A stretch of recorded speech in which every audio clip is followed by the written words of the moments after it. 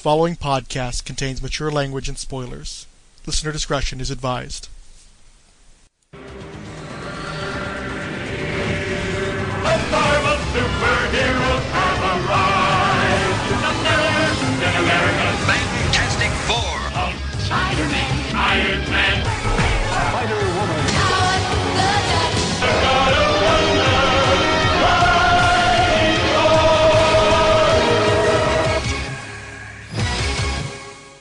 Hey, everybody, welcome to the Marvel Superheroes Podcast. I'm Illegal Shaded. With me is Fryhole. Mr. Fixit. Diabolu Frank. and we just saw Guardians of the Galaxy Volume 2, and we're going to talk about it. Hey, did anybody listen to Volume 1 before we did this, by the way? Or am I the only one? What do you mean, like watch the movie or listen to No, the listen to our podcast. Oh, no.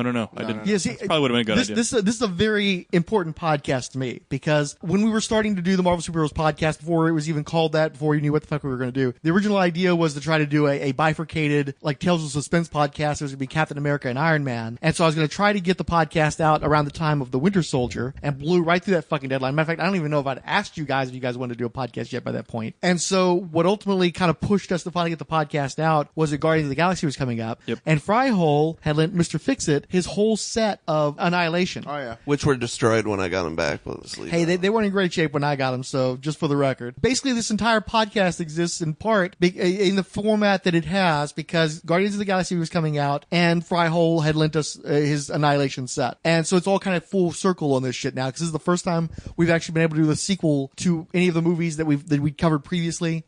We got on the ground floor on Guardians, and this is like our return. And what was also neat is it was actually an hour-long podcast, which it was a thing we were trying to do initially, and then we kind of blew off. And I think the podcast was actually hurt for it. I'd love to get closer to that hour back again. I think Because it was a nice, tight hour. And I edited the shit out of it, so that was part of it. And I can't work that hard on these anymore. But it was still a really nice, tight hour of power, just going straight in there and talking about the movie. So what you're saying is not only am I a guest appearance, but I had a hand in creating this whole thing. Yeah. Yeah. Behind the scenes.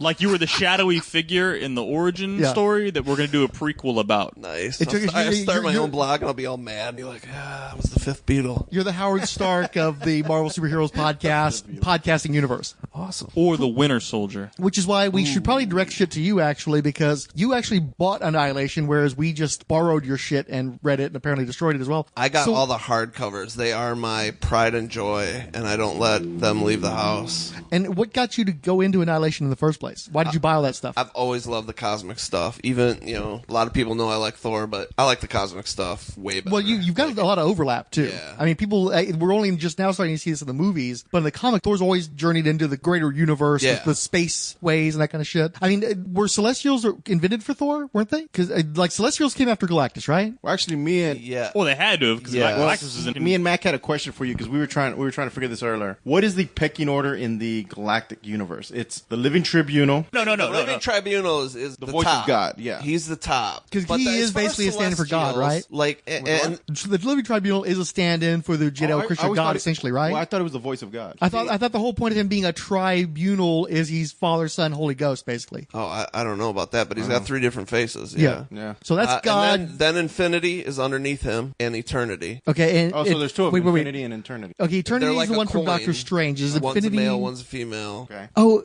shit. Yeah, I'm starting to cross the streams because Kismet was a ripoff. So Infinity is the female version of Eternity, and Eternity was a Doctor Strange concept. Doesn't matter. Okay. No, I'm just trying to get the cosmology in my head. But Eternity is the giant starscape being. Yeah, He's basically yeah. a silhouette made out of stars. Yeah. Celestials were created by Well, they're equals to Galactus, right? I think they're below Galactus because Galactus survived the previous universe, and then the Big Bang happened, and he's the sole survivor of the universe that preceded the. I guess there was a big contraction, and then the Big Bang, and he's the sole survivor of that. So he's higher up than the You Celestials. have like Lord Order, Lord Chaos, Love, Hate. Those guys, I think, are lower, So right? they're all over, like ego level. Yeah, I would say Odin that. had something to do with that because he created the destroyer armor to fight the Celestials. Yeah, is it made out of celestial armor? I want to say yes. Yeah. And then It's either that or Dark They Side. just put in that Thor's axe also has the ability to, because he killed a celestial with one, and it has the ability to do that too. Now, this is the axe he's gone back to. But the Celestials were not like jumping into Guardians Part 2. Ego Is not a Celestial. and Grandmaster and all that. He's not a Celestial. They were Elders of the Universe. Elders of the Universe. That's what I was trying to. But Ego's not an Elder of the Universe, though, right? I thought Ego was not. No, yeah, he's a whole. But he's from Thor, right? I thought he came out. That's old school. He's been around forever. Yeah. Yeah. The Collector, Game Master. Yeah, those are Eternals, Champion, the Gardener. I think even Mephisto is on their level, right? The one that runs all the time. Yeah. Well, no, Mephisto's got his own thing going on, though, so it's hard to. But I think The runner, right? No. Yeah, because if you look at Thanos is in His quest. the Infinity Quest, he fights all the elders to get all the stones. Yeah, Yeah. they had all the stones. Because you had the runner, the champion, the gardener. And I think that the Gardener was combined with Ego to create the version we see in the movie. I think that's how they managed to make that work. No, actually, but he's still a Celestial. He's not an Elder of the Universe. So Yeah, well, it's some stuff we saw shows I think that they Ego creates. I think they're Celestials were simplifying. big armored guys that looked like they were designed by Jack Kirby. because they were designed by Jack Kirby, I think. Yeah. Yeah, and I think they were created for the Eternals book. Yes. And the Eternals was Kirby ripping off his own Fourth World. I thought that he's basically doing Darkseid and Orion, all that kind of shit, back over at Marvel again.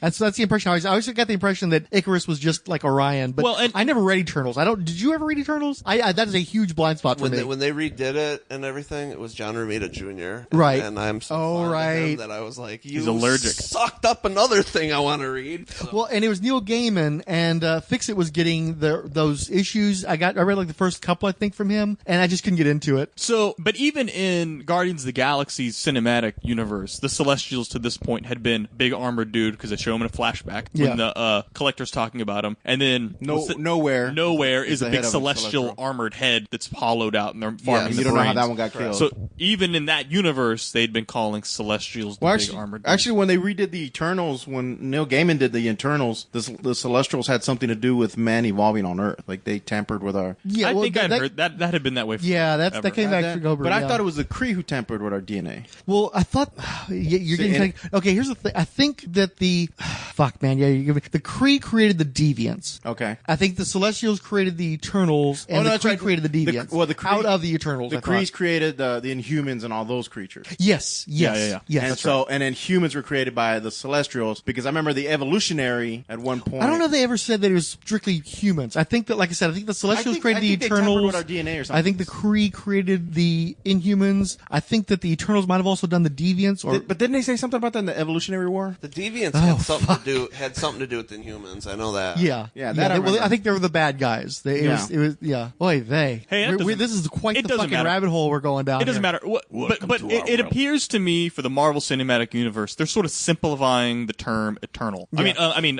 celestial. Celestial, yeah. Or Ego was lying, which is just another easy way to go. I guess he just could have been claiming to be a celestial. So I was trying to look up when you still have the Stranger, the Watchers. I thought the Stranger was like if you sit DC, on your hand and it goes numb and then you masturbate. Or is that the Phantom Stranger? No, the Phantom Stranger is where you sit on your friend's hand. Don't ever ask me to do that. Why is everybody staring at me all weird? You've never had a Phantom Stranger? I thought that was a DC thing. AC/DC maybe, little both. No, I thought isn't it a DC? No, I'm making a sexual joke. I know. Yeah. Fuck us. Okay. Yeah. By Hey, the way, did you lose weight? a little bit. Yeah. You look good. Thank you. And that's going to be in the podcast. There's a transition, right?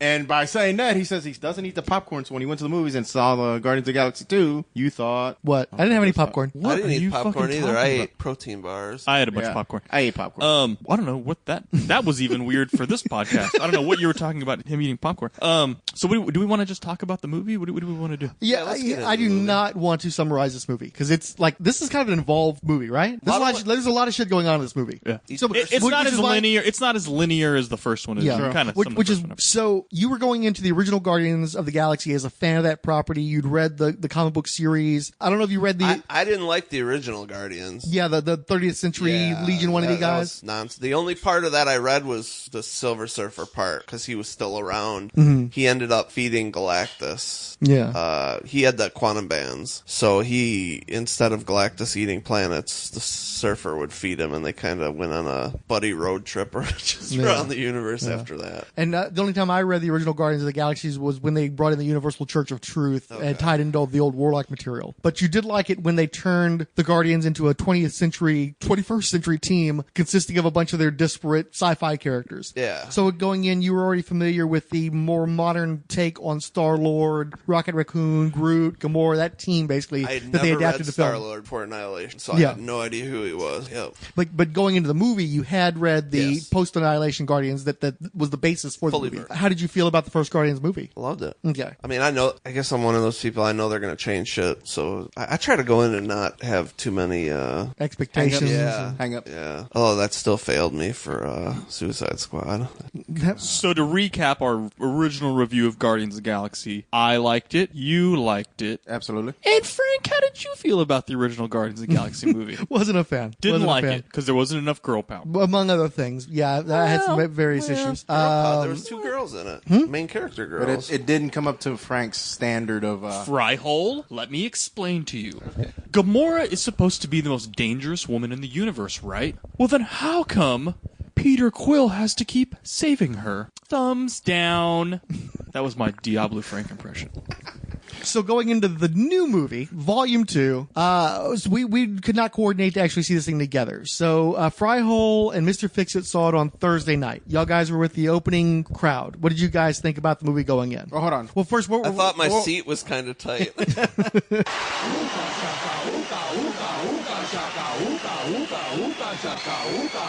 Ooga chaka. Anytime we get off topic, ooga chaka. That's how Mac's going to reel us back in. Are we going to talk about this movie? Or we're not. Well, that's what I was working on, but they got what. We did the trailers real quick. Cause we Whenever I'm here, Understood. we get Understood. And whenever he's here, and he's on every episode. So Get mad at my ADD. yeah. So you guys saw the movie first. You saw it opening night. What were you expecting when you walked into the theater? Were you looking forward to this movie? Were you like, What were you coming out? I actually, because I was talking to Mac about this earlier, I made the mistake Frank would make, and I watched a bunch of spoiler-free reviews. Never do where that. they were just bashing it and oh, it's the same, and oh, it's nothing new, and da da da. And so when I walked in there, I told Fryhole, I kind of went into it like a Debbie Downer. I was like, oh, it's probably gonna be the same movie, and it's not gonna be anything new, and I'm not gonna be You, Fry? I had no expectations at all. I don't know why. Well, but you like the first one, right? I did like the first Okay, one. so that's kind of you were at least And I expecting think to I'm enjoy. coming off of Iron Fist, which was so bad. None of us have watched Iron Fist Yeah. yet, so we're not. I'm. Oh, really? I'm you guys did. I apologize. No, not No, yet. no. Oh, no, that is the consensus. Your opinion of Iron Fist is the consensus. Okay. Our hope is we're going to go in there with such low expectations, or it's going to be so shitty that we can enjoy it for its shittiness. Hey, did you finish Luke Cage yet? No. Jesus Christ, man. I got shit on my plate. I'm How working far on did it. you get, though? 4 episodes. All right, you can watch 2 more and then just call it quits. No, I'm going to finish Stop it. it. Stop. I'm going to Luke finish Cage? it. Save it for the podcast. Yeah. Luke Cage? Stop. No, I don't want to talk anymore. Everyone stop talking about Luke Cage right now. Back to Guardians. Stop. Okay, so you were already on a downer because you thought Iron Fist sucked. And I like that. Yeah, I mean, yeah. Well, you like the martial arts guys, don't you? Yeah. Yeah, and because you're into the MMA and all that kind of stuff Yeah. too. Yeah. So, but you do, and you. Well, Immortal Iron Fist, we got in trade, me and Fix, and dude, that was a sick Yeah, story, man. we used to take turns buying trades to collect because we were both so poor, and so yeah, he got the first trade. It was really good. Dude, we were both brokered. Yeah, so like you like I got trade 1. I'm like, all right, I'll get trade 2. He's like, I got trade 3. I'm like, well, the 4th one's coming out next month. I'll go pick it up. And so then we would all keep him at his house, and then And from you'd read him Iron- around a barrel on fire in an alley.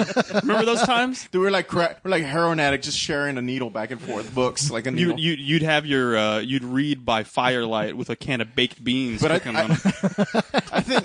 I think Iron Fist got us into the Secret You wore those Warriors, didn't it? gloves with the fingers cut off. We started reading Secret Warriors after that too. Yeah, man, that's broke. That's being broke. Yeah, I remember that. But yeah, go ahead, finish. I'm sorry. I had no expectations going into it. My concern was I sat down and a dude was trying to like mean mug move me over. He was about my size. So maybe it'd be a an little even bit fight. bigger. Except that one of them's an MMA enthusiast, so might have the edge. No, my body's a wreck. I can bluff it a little bit, and then if they decide to go, you got I'm what, like, 2 you know good what? minutes? I got a phone call. My wife's having a baby. I gotta go. No, so what I did was I ended up leaning against him more and making it kind of a nice cuddle, and he didn't like that at all. And so I'm more comfortable with my sexuality than you are, so I can use that to my advantage. He was moving over quite a bit, and I was like, that's all I got to do, you know. So I'd laugh, and I'd move over a couple inches. You can either move within or like we can 15 discuss minutes, I had some room, you know. So it was, You were playing. There was a game within the game. It's a game kid within has the game. his legs spread. Oh, yeah. And he was a kid. I mean, he was only like 17, 18. He's a big kid though, but I mean, Well, so we got to the theater almost 45 minutes before the movie because we thought that was enough time. We walk in and the theater was packed, and so we're walking around with our drink and popcorn, and we're like, "Oh shit, where are we gonna sit?" So Fryho starts looking on the rows, and I'm already looking at the front of the screen, like, "Fuck, we're gonna have to sit down here." And I'm like, "Well, that's not too bad, and that's kind of shitty." So Fryho starts walking up the stairs, like, "Hey, is that spot open? Is that spot open?" And he's yelling at there, "Hey, you, is that spot open?" And we lucked out that we had 2 seats by these 2 people because most people would have been like, "Oh yeah, we're saving it."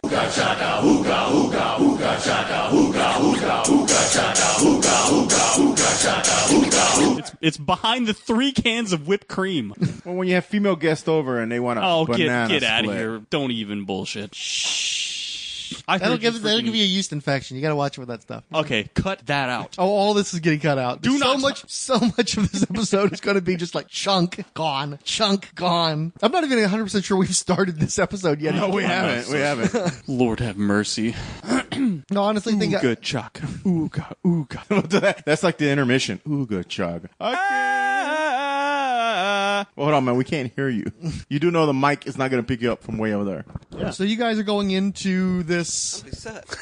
I can tell. And drinking Cokes is not helping you much. I told It's a you t- I'm it's going not cold good. turkey on Monday. Oh, that's right. That's going to be an interesting conversation next weekend. Hey, Fryho, you want to go to the convention? Fuck you, man. Fuck you and your Cokes. It is going to be like Yeah, that. I remember last time. I am I'm deeply sorry. unenthusiastic. Oh, that was about another this thing one. at the theater. Dude, I'm throwing in there. Warm, flat soda. Oh, yeah. So we bought... I bought $16 worth of soda. But hold on. So they were selling special Groot cups, as you can see up there. Yeah. And so he bought a Groot cup for his daughter, and he bought one for me. And then he bought the Groot popcorn, and he drinks that. Is it a container as well, or Yes. just a bag? Or, Yeah, okay. no, it's a big container. It's the same thing, container. And so he was kind of like, well, go ahead. I told him, get Cokes in it. So he gets his usual, was it Coke Zero? Zero. And we sit down. I'm like, so how's your Coke? And he's like, it's flat. And of course, as he's drinking his Coke, they have this Coke commercial up there where it's crisp and it's fizzy. And he's like, what did you say? I'm envious of that Coke on the screen because this shit's flat. My mouth was watering. I was like, "That's so." It looks like it's refreshing.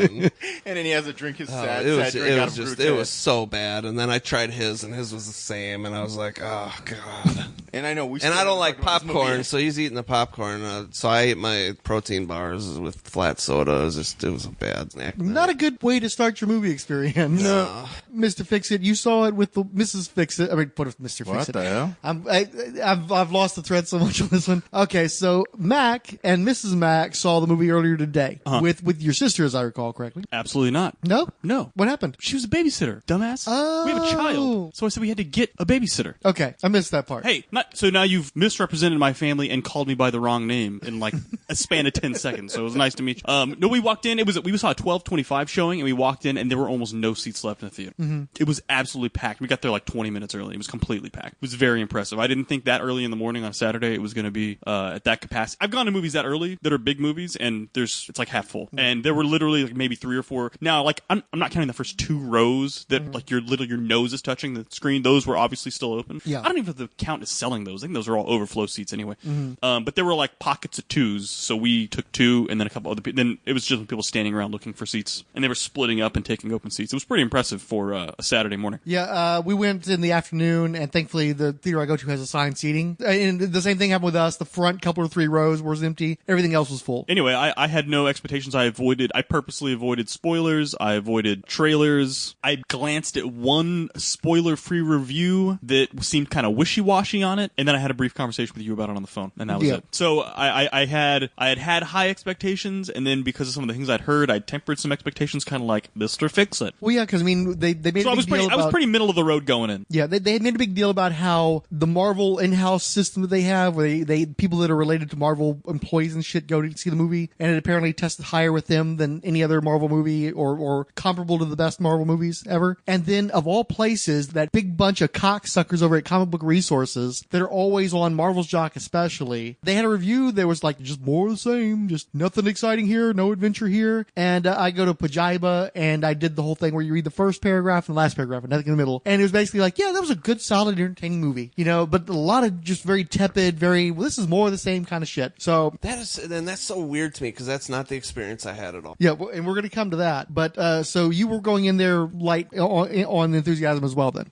Cautiously optimistic is how I'll put it. I went in cautiously optimistic because the trailers were so good that I'm like, it can't, even at its worst, I'm still going to be entertained. You know what I mean? Like, even if the movie's more of the same of the last movie is still going to be better than 90% of the movies I'm going to see on a daily basis. So cautiously optimistic. And you were going in with a different experience, that you're saying? No, your experience was you were going in tepid too, but your experience seeing the movie was a total different situation. Yeah, I don't understand your question. Okay, well, you said that it was not your experience that this was the same movie. Oh, no, we're actually talking about the movie now? Yeah. Oh, okay. Yeah. Because you told us to not talk. You stopped. Well, I was making sure you were done with your point, and now we're getting into this. Well, the plan was... I did say let me. Yeah, no, I see that. Just because you started talking. Yeah. Ooga chaka, ooga, ooga, ooga chaka, ooga. Oh, I dropped my phone. Wait, so, okay. So your experience My experience, I can't say it was like like a groundbreaking, but when I left the theater, I was happy. And I'm a depressive with panic disorder issues. So, I mean, it made me feel good. There were just a lot of cool things. To find things that I wanted changed came like days later. It wasn't like in the theater that I was like bummed out that they didn't do this or that. So you were high coming out of the movie. Just for example, not to get off topic too much, but during Rogue One. Too late. Yeah, too late. Way too late. Okay. You're about to get Ooga Chaka. You better wrap this up quick. quick. They had Donnie Yen as that blind ninja. Mm-hmm. Tell me that wouldn't have been perfect, the Zatoichi Jedi, where he just pulls a blade out of that stick. So, when I was Don't even get me that, started on the Zatoichi Jedi. When I was watching that, I'm like... I don't even know what language you're speaking. That's gotta happen. That's gotta happen. And it didn't, so it bummed me out the whole theater. But, like... Bro, this is Rolled Spine, not Dead Boffin Spies. They don't make Dead Boffin Spies anymore. It doesn't matter. This isn't... Give me those Star Wars. It's not give me those Well, Star I'm Wars. jumping off track again one more time. When I picked my kids up from school the other day, by the time we got home, the whole car was going, "It's a trap! It's a trap! It's a trap." Admiral Akbar. Pretty funny. I'm quite the Star Wars aficionado. Basically, only if it's like contained in a meme on the internet. No, I had a really good experience. I enjoyed it. And like I said, the things that I think they could have changed, I thought What are the things that you thought they could have changed? Okay, Drax. Mm-hmm. Dave Bautista should get some kind of... I understand he won't win a big award, but he should win something off one of them smaller award shows. MTV. Because, dude, how many films have there been wrestlers in? Like 1 million, and they all sucked. Mm-hmm. And if your name is not The Rock, yeah, it sucked. John Cena's done okay. John Cena's stuff's okay. Well, and Roddy Piper had They Live, which, but there's always an exception that proves the rule. Man, they were fucking all the horrible. Hulk Hogan filmography overwhelms all those other positives. Yeah. Suburban Commando, brother. I saw that shit in the theater. I saw that shit in the motherfucking movie theater. God. And I actually kind of liked it, if I remember correctly. But I think I had a really low bar. I think I was just like low threshold for entertainment. Didn't The Rock basically remake that movie with some other, or was that Vin? No, Diesel? Vin Diesel, the pacifier. Isn't that basically Suburban Commando in a way? Pretty much. Undertaker. I thought Suburban Commando was the one where he was like from outer space. Yeah, but he was like a commando, and he was like all of a sudden babysitting some kid. I deserve to get Ooga Chaka there. We're talking about Suburban Commando. Suburban Commando, brother.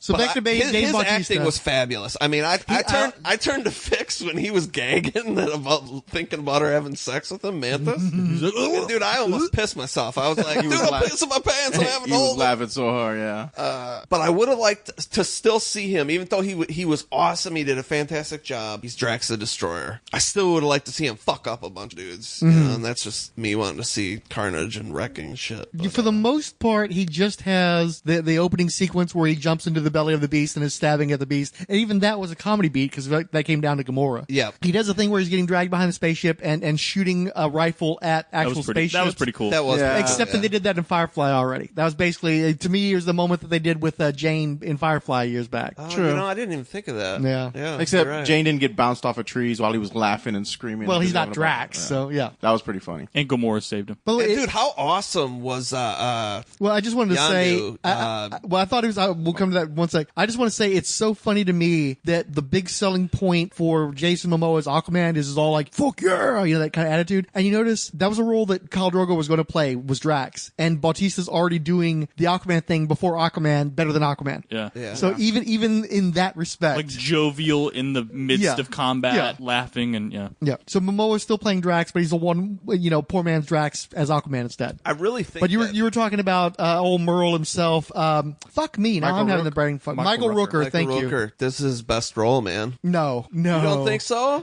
Of his career? No. Yeah, I do. Portrait of a Serial Killer is his best role of his career. And then after that, I really See, I loved didn't him. watch that because that's realistic, and That's those a things scare fuck. me. That movie will fuck your Yeah, mind see, I up ain't for gonna the watch rest it. of your 'Cause, life. Yeah, Yeah. and that's why. That- That Wait. scares me. what? Yeah, Henry Portrait of a Serial Killer is one of the most nihilistic When gut did this punch come of a out? movie. Like 88, I think. It was in the 80s. I remember Yeah. seeing it, and I'm like, I ain't going to It's a disturbing fucking movie. It is one of those. It will haunt you for the rest of your life. I saw the movie. I have been haunted ever since. That is a fucked up movie. And also, I really loved him in Slither. Yeah. he was so great in that. Yeah, he was fantastic in that. And he's great as Merle. So you know, I just. Well, no, but the Man, emotional, that the emotion scene, he brought to that scene. That scene, the Mary Poppins thing, fuck, cracked me. Oh, up. that was good. That was But good. the emotional, you know, he may have been your father, but he weren't your daddy. And then they're Yeah. showing like the clips of him teaching Star Lord to shoot and stuff. Mm-hmm. But you know, and Star Lord's yelling, no, you know, because this is his dad, and that Mm-hmm. was just, man, it's shit you don't expect in a comic book movie, you know, Mm-hmm. and it's. And they did. It was a thread through both movies too. It wasn't like they just sort of, Yeah, no, now he's his dad in this movie. And it was in the Absolutely last one. It right, was too. yeah. He did keep having chances to kill him Mm-hmm. and surrender him, and he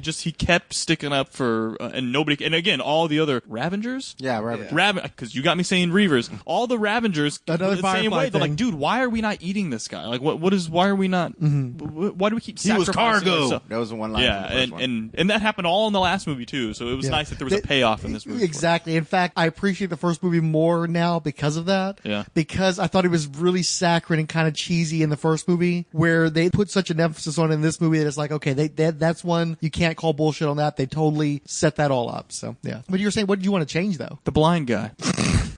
More Drax Wreck and stuff. By the way, he was really good in Spectre too. I think he's the first yeah, guy when he's since a villain. Jaws Yeah. that I'm really like. I'd like to see that guy turn Batista? up again. Yeah, he was in Spectre. He was the Jaws character. He's actually he's like a cross between Jaws and Odd Job. I don't it's watch- I don't watch It perfect. was those the only good thing in the new Kickboxer movie. They made, that's already come out. Yeah, dude, it came out like in December on Okay. Netflix. Yeah, It's horrible. man, that shit. Was it debuting on Netflix or did it just already hit Netflix? it hit, like- I remember hearing something about because Kickboxer was actually at one point my favorite Van Damme movie. Oh, get out of here, dude. No, Bloodsport is your favorite Van Damme No, movie. no. Shut up Ooga with this. chaga, This ooga, freaking ooga, no. ooga chaga, I'm ooga, voiding your Ooga Chaka. I'm voiding your Ooga Chaka. Don't even bullshit like Kickboxer was Van Damme's best movie. When I don't freaking even Bloodsport particularly- was out there. Bloodsport I don't even Way particularly better. like Garbage. Bloodsport. This is so.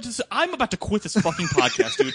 Bloodsport is his best fucking movie because it came out at the height of Street Fighter and it got everybody's tits all turned up. And Kickboxer kind of ran on the fumes of Bloodsport. Kickboxer was perfectly fine. No, Kickboxer was good. I saw Kickboxer in the theater. I'm with Kickboxer- Matt, I'm not dude. saying Bloodsport was actually- like. I'm not saying it wasn't good. You could watch Bloodsport like 50 times. Bloodsport is transcendent. Kickboxer is a good movie. I'm not saying it's not. I'm not saying it's not. I'm not saying it's that other movie where he had his twin and he was actually his No, own yeah, and twin. I saw Double Impact. Double Was it good? Impact. Yeah, I saw that one in the theater too, and it It's was not- better. It's actually a better movie than Ooga the first chaga, two. ooga, ooga, Watch it ooga a bunch of chaga. times, it ain't so All bad. right, okay. Double Impact We're is better than the tabling other this. two. We're tabling this for now. We're going to come back to this.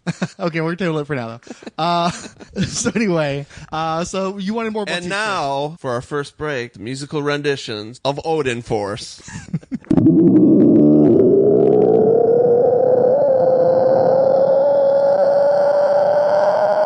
Thank you, this is Odin Force. We'll be here all week. what I guess what I'm hoping for, it didn't have to have it this movie. What I'm hoping for is when they're in that Avengers movie, that he tussles up with just give me some comic book, take on Thor, duke it out a little bit with Hulk. Yeah, just some comic booky stuff, Okay. So that was my only. It was so good and so funny. It was almost a comedy. You know what I'm saying? Sure. That was it. But anyways, I liked it. It made me feel good, and I do believe I like it better than the first one. Okay. And Mr. Fixit, how about you? What I felt about the movie? Yeah. So I recommend anyone who's listening to this, don't listen to any of those Collider or any of those other shows. Like, I think I told Fryho after I got out, like, I felt good. If you've had any kind of issues with a father figure, this movie definitely taps Especially into that. one that comes up short. Yeah, this one definitely taps into that. This was a daddy issue movie for dudes kind of thing, because like it really, I remember the big dude next to me Fixit was almost like, started crying. yeah, there was a big dude. Well, no, the big dude next to me was tearing up when on dude died. He was like tearing up. I'm like, holy shit, this is a big thug dude. Yeah, but that's not what got you. What got you was the. Oh yeah, well no, there was scenes in there like when Groot jumps on Peter's lap. That was kind of like a father-son moment, and I was like, man, I teared up on that. I would say I told Fry, I think this would be on the top of my Marvel movies. Like this movie, every movie, a lot of those guys that I watch the reviews seem jaded now because they want you to recreate the wheel for them. And this movie was the same stuff, just a little bit better. But to me, this one had a lot of more of emotional impact. Like they really went for that emotion, which is weird to me because I don't expect that from a Marvel movie. Marvel movies will make you laugh. They do some cool shit. You have a cool fight. It's bright colors. It's everything DC wanted to be. I can live with that. This one, I was weird because it was. Civil War had some. I thought Civil War went a little deeper. Yeah, I would No, agree. no, no, they go The deep, ending no. of Civil War No. really starts to fuck with you. No, they go deep, but dude, this one was like hitting. This one was reaching. No, I know, for but emotion. you were acting like Oh, Marvel movies are all a bunch of I love banging. Ant-Man. No, all of them are great, but none of them are emotionally strong. Like, they're not going for... I mean, to me, Winter Soldier's still one of my favorites, because that's just like that fucking badass Hell Hydra moment at the end, and you're just like, holy shit. Dude, this movie had so many what the fuck moments, like when Ego tells him, oh yeah, I loved your mom, and too bad I had to give her cancer. Dude, the fucking theater was like a unison... And I remember Fryho looked at me, he's like, what? I mean, that was like, moments like that, you don't get a lot of those in these type of movies. You get those cool, awesome moves. But dude, this one was just like tugging heartstrings left and right. Dealing with Peter's mom, and then you find out all that. Then he's dealing with his dad, and he has all these daddy issues, and they're kind of like drawing in, they're kind of drawing in all those from the first movie more, kind of like you were saying, that they paid off a lot of it. That part was fantastic, by the way, because it was realistic. It wasn't like, because what did you do to my mom? Oh, but you're my dad. I'm having conflict. He immediately just pulls the gun. And I'll tell you why. Because my theater was the same way. As soon as he said, I couldn't, if I saw her that fourth time, I would have had to have stayed. So, and you're sort of like, what the hell? Okay, so what does that mean? And then when he says I had to put that tumor in her head, the twist there is, to that point, Ego was like the most fucking lovable character in any of these movies, right? Like, Yeah, you absolutely. genuinely, even though you knew, and I think even Mantis had already kind of tipped you a little bit. Oh, yeah, something she was had up. totally I think she had tipped by me. that I mean, point. but you didn't see him as evil at that moment. Right, but you still didn't see him as evil because the dude was he was Kurt Russell. Yeah. Who doesn't want Kurt Russell to be their fucking dad? If your long I lost would dad take showed Kurt up, Russell for my dad right now. absolutely. This isn't even a question, dude. What I want a Big Trouble in Little China. I shouldn't Jack have said Burton, that. He My he dad's was a been little really he good was a the last little couple Jack years. Burton. Yeah. and you know what I mean. But when he's there at Earth, and they did the awesomely creepy de-aging on Yeah. him. No, they was- did not. No, they did not. What? That was not de-aged Kurt Russell. That is Kurt Russell and Goldie Hawn's son, who has an uncanny resemblance to the father. You lie. I lie not. That's his kid, man. Sir, That's if you are lying to me, you are making a mockery of this podcast right now. Look it up, man. You are fucking kidding me. Are you kidding me? My assumption is they must have done some sort of computer-aided something is with him. How we did it specifically was, we made up Kurt in the right way, and then we put dots on his face for creating the digital effects, says James Gunn, the writer-director of the Plan Guardians trilogy. We have him act the scene with the actors, then we have a young actor named Aaron Schwartz, who watched everything that Kurt did, Gunn says. And he would go out and do the scene again, and mimic exactly what Kurt did. He looks a lot like a young Kurt. Then, we basically take Kurt's performance, and we fuse part of Aaron's skin onto Kurt's body, and onto Kurt's performance. It helped that Kurt has aged pretty well, and that the makeup and hair team did their work properly, the director says. But it's also that visual effects are just getting better and better. It's not cheap and it's not easy, Gunn adds. That scene pretty much took our entire post-production period to finish. But my understanding is that's remember his I told son. you he did look a little chubby. Does he have that fabulous hair in real life? I seriously, that's got to be a wig. Yeah, that had to be a 70s wig they slapped on him. Dude, As if a that's bald his man, son, seeing that hair, holy it shit. hurt a little bit, I gotta admit. Yeah? That was luck. I had thick, long hair at one point. Really? Yeah. And then I had my kids, and I shaved it off, and it just got worse from there. He never wanted to come back. I think My your hair look fell out, works I got for you, though. fat. yeah, it's a good look though. I like the beard. You gotta flip it, but it looks I'll be good. honest with you, the beard's kind of hide the fat. It's an age-old trick. It is, yeah. It's an age-old trick. But no, it gives you like you got that Sorry. butch thing. Yeah, going, so Ooga no, it's chaka, good. Ooga chaka. Ooga chaka. But at that point, I had totally bought into Kurt Russell, dude. And I know they do it on purpose, but I really liked Ego the whole time. I liked him, and the way he explained he just millions of years and he was alone, and he found Peter's mother, and he finally felt love, and you know what I mean? And I'm like, oh, this is freaking amazing. I'm really digging this. And then when I had to put that tumor in her head, it killed me to put that tumor in her head. And that's when the whole story just flips upside down, and I'm like, holy shit, this dude is horrible. And it's not even that he's not a super villain. It's that, and Fixit and I were talking about this a little bit earlier, it's that he's immortal and he lives forever. So he doesn't care. So his value for lives He's a completely different value system than a normal it's human being totally could have. different, which Yeah. he's trying to explain to Peter. Yeah. That's why he's like, no, you can't. He's like, I'm not human. I'm a god.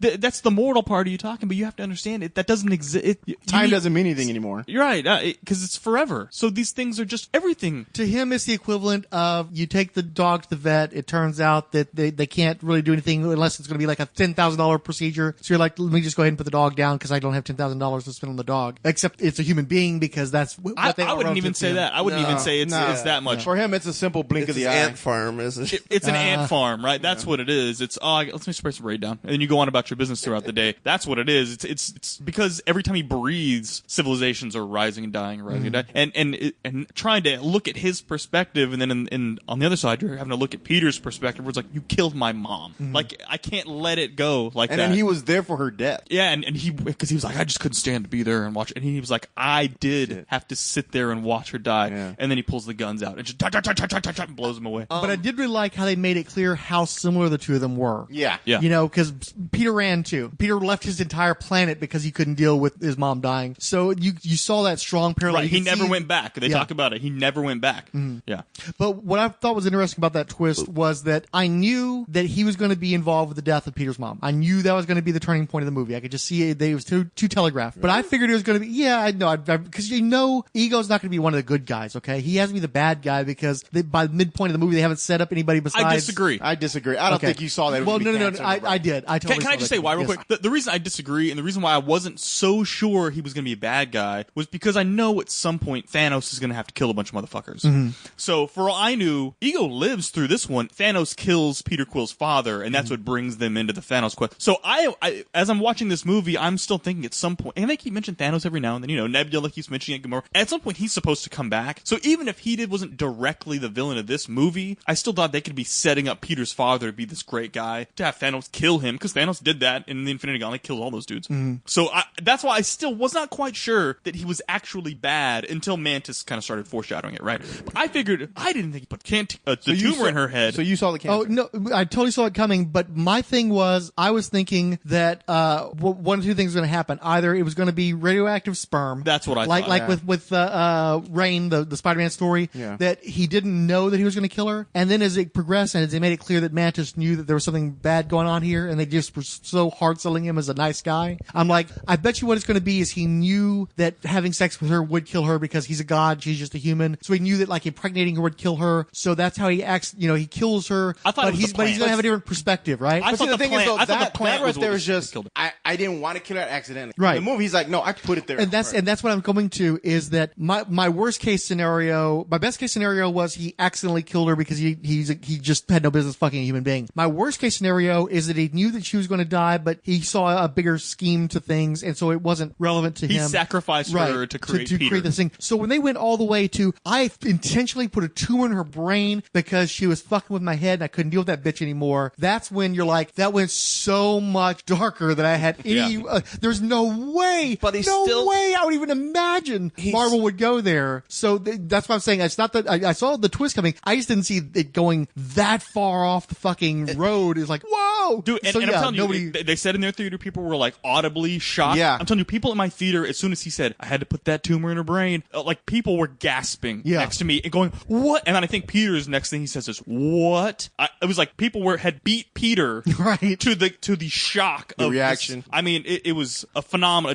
For me, it reminded me of, because I didn't see the Winter Soldier killing Tony's parents. I just had completely spaced on that. When it happened, I was like, what? It was the same. That was the same reaction. That's the only other Marvel shocking reaction I'd had was, what? Dude, are you kidding? You put the tumor in her? And the way that's he what said made it so great. But he's so nonchalant, And that is where kind of the way where you were saying with the vet. It kind of was like putting Old Yeller down. I had to put that tumor in her brain. The way he said it, I'm like, oh my God, like he put her out of her misery almost. And he didn't say it like, I'm going to be the evil, snidely Whiplash villain. It He just needed to still be done. wasn't a villain. It's just, true. And this is what I did. He wasn't like, He wasn't saying it to hurt Peter. He's just saying, and this is what I did. Which is part of what made it so shocking is that you could even see the screw starting to turn in Winter Soldier. Even if you didn't know exactly what was going to drop, you knew that a shoe was about to drop. And what made that moment work so well is you have no way of thinking that they're going to go there. Yeah. So, and there's nothing in the speech, there's nothing in the music, there's no setup for that. So for them to drop that bomb with that, you think they're going to throw a firecracker and it's a fucking stick of dynamite. You're just like, fuck. Well, and I'll tell you, and the reason it works is because of like what you were saying, Fryhole. It's that he's trying to explain to Peter the reason I did it was to get back. Was it the light? Is that what he kept calling it? The light at the because if he doesn't keep getting back to the light, then everything falls apart. So he was saying I had to put the tumor in her brain to keep me from going to Earth, to keep this thing going. Yeah, like almost like the great idea I had. It was a hard decision for me to make, but I had to kill her so that I couldn't be distracted. I could keep this big idea going, not this tiny little idea. And so that's why he said it like that. And Peter reacted like the human side of him would, not like the God side of him would. And I thought it was just that whole scene was just fantastic. When you look at it from Ego's perspective and when you look at it from Peter's perspective, it works so perfectly.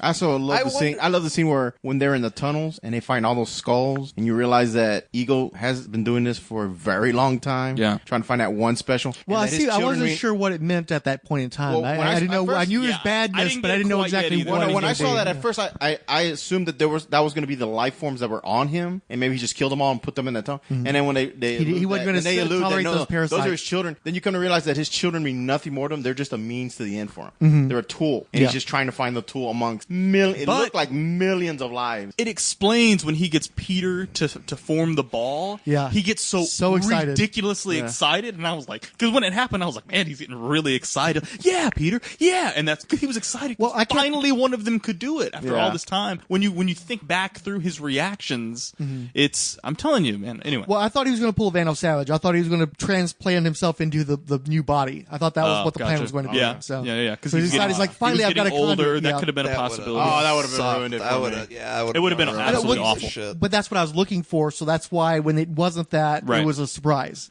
So yeah.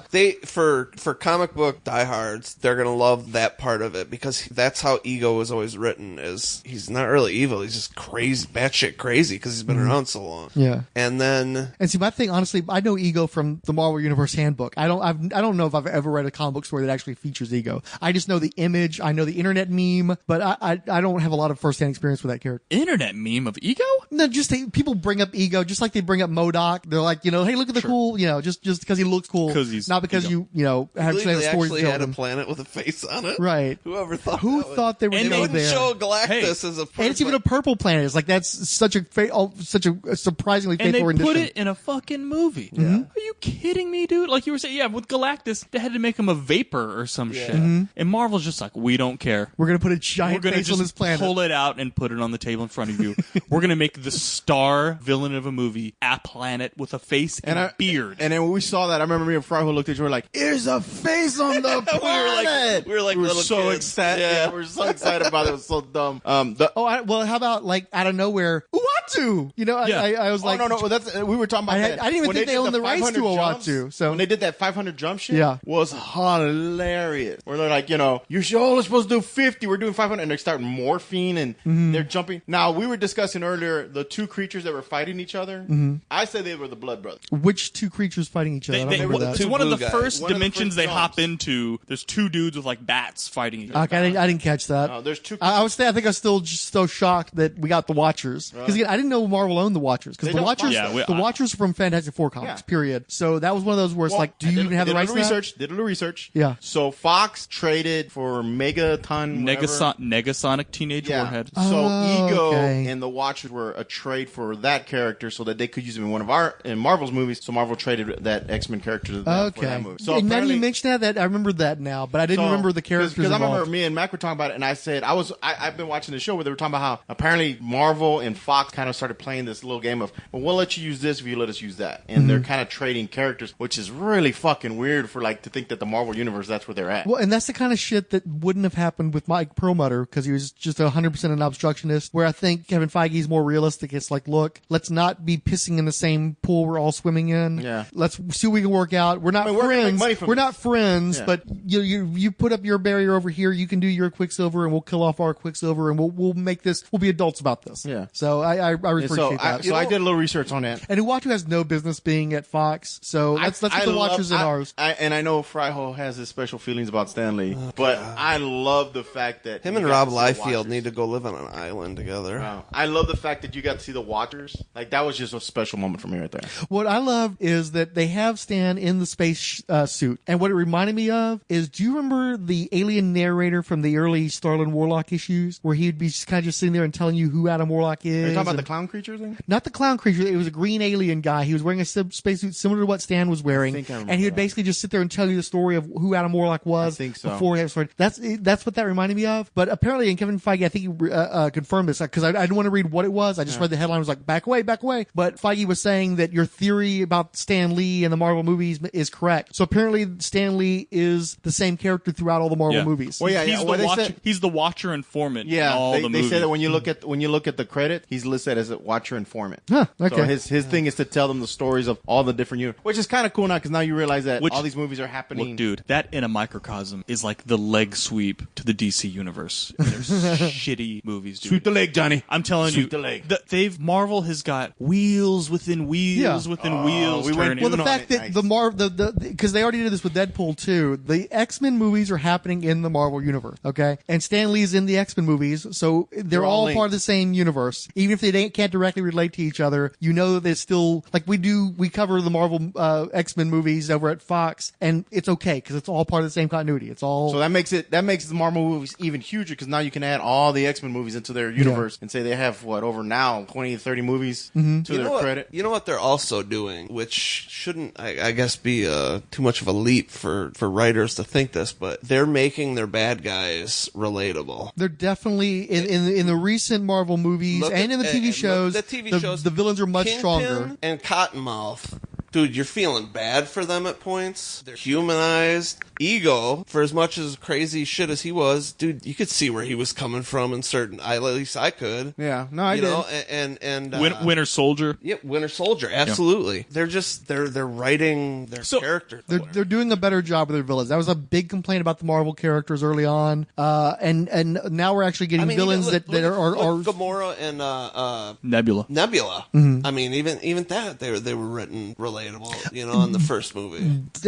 Nebula in the first Guardians was this harridan. She was just bad news, bad bitch. I thought she was just all her whole life was let's kill fucking Gamora, and that was like her whole reason for existing. And she was a little bratty almost too. Yeah, well, well, that's one of the things they did with this movie is that she actually has a would've hit clear it. motivation now. Not Nebula. Well, Dude, Karen Gillan, the actress, yes. No, Nebula, Nebula. I would no, not absolutely- Nebula. Oh, specifically Nebula. 1,000 times. No, no. Is it the It's the alien. the stuff, bendiness dude. of the robot stuff? Just Do you think she's got a vibrator built in? You always do this. You always She's do got all this. the robot parts, so you You think. just, no, that's been I'm just into alien chicks, I think. okay. Because Gamora too. So you would be very much an Ego where he's like banging all those different alien creatures when he shows them the picture. Well, that Because ain't. me and Mac were talking about, I'm like, I remember seeing a monster with tentacles and he's like riding it or something. He's on top of it. The Kurt Yeah, Russell. but he's not human. See, that's what we were talking about earlier. The only issue I had was he's not. They human, showed all the so Kurt Russell. He's not going to think of it like. But when he showed up to other planets, did he show up looking like Kurt Russell? No, that was for the benefit of his kid. Okay, Yeah, okay. that's, which is what I That said. makes I'm it- pretty yeah, sure that really smart. That was So, the like, benefit of telling the story. 'Cause I just- I'm sure he showed up to Tentacle World as a Tentacle World and- with a dope like pompadour and a leather And that jacket. red coat. And yeah, He always had the red coat. the in leather there. jacket, driving a old busted up Mustang fastback. I do want to point out though, and I'm wondering if you guys had this too, when they're having the whole story where Drax is asking about his penis and all this other kind of Yeah. shit, and it's beautiful. We hear tell the story every year. That's so like my relationship with my father too. Really? You asked, yeah. That's right. I've been around when you talk Yes, about your dad's yes. penis all the time. but no, like is because that's one thing that's always Hey, weird with my 'cause family. Your dad talks about when he the night of my copied- conception. The night I of your remember, I remember conception. you told us that story. Every winter solstice, he tells that story. So, but see, that's what I'm telling you. This movie, for at least a man, dude, like for me, the whole throwing the ball thing, that I was relatable for me and my dad. We never did that. That was a thing where I'm like, okay, you guys are really kind of pushing it with the fucking let's play ball at age 34, you know. But I think part of that was because it was sort of also an act. Yeah. I think that the little bit of Oh, yeah. fakeness of it was I think it was intentional. Well, he's trying to give Peter what he wants. Yeah. He's trying to entice Peter to come on. Look what I'm doing. Because I'm he's being your telling dad. him to form it, and then he hands it to him, and then he shapes it into a ball, and they start kind of tossing it back and forth. I think it's intentionally a bit hokey and Oh, like, yeah, no, this is too given. good to be true. Yeah. Because it Yeah. is too good to be true. You know what I mean? Yeah. When I love this part, especially whenever he turns into his eyes turn all spacey and he can see the plan, and I really thought for a minute there, I'm like, oh shit, he's really falling for it. Like he might actually go for Well, it. and that reminded me too. Again, going back to Starlin, the cosmic awareness that Marvel had. He had that same Oh, that's effect where you true. see the Oh, star yeah, field in yeah. his That's eyes. right. Cosmic That's right. awareness. Cosmic awareness. Yeah. So Right. nice little callback. So you know me and Fix's feelings. What are your two? Well, how about you, Matt? So I thought that I'm still not quite. Again, I saw it just a few hours ago, so I'm still not quite sure.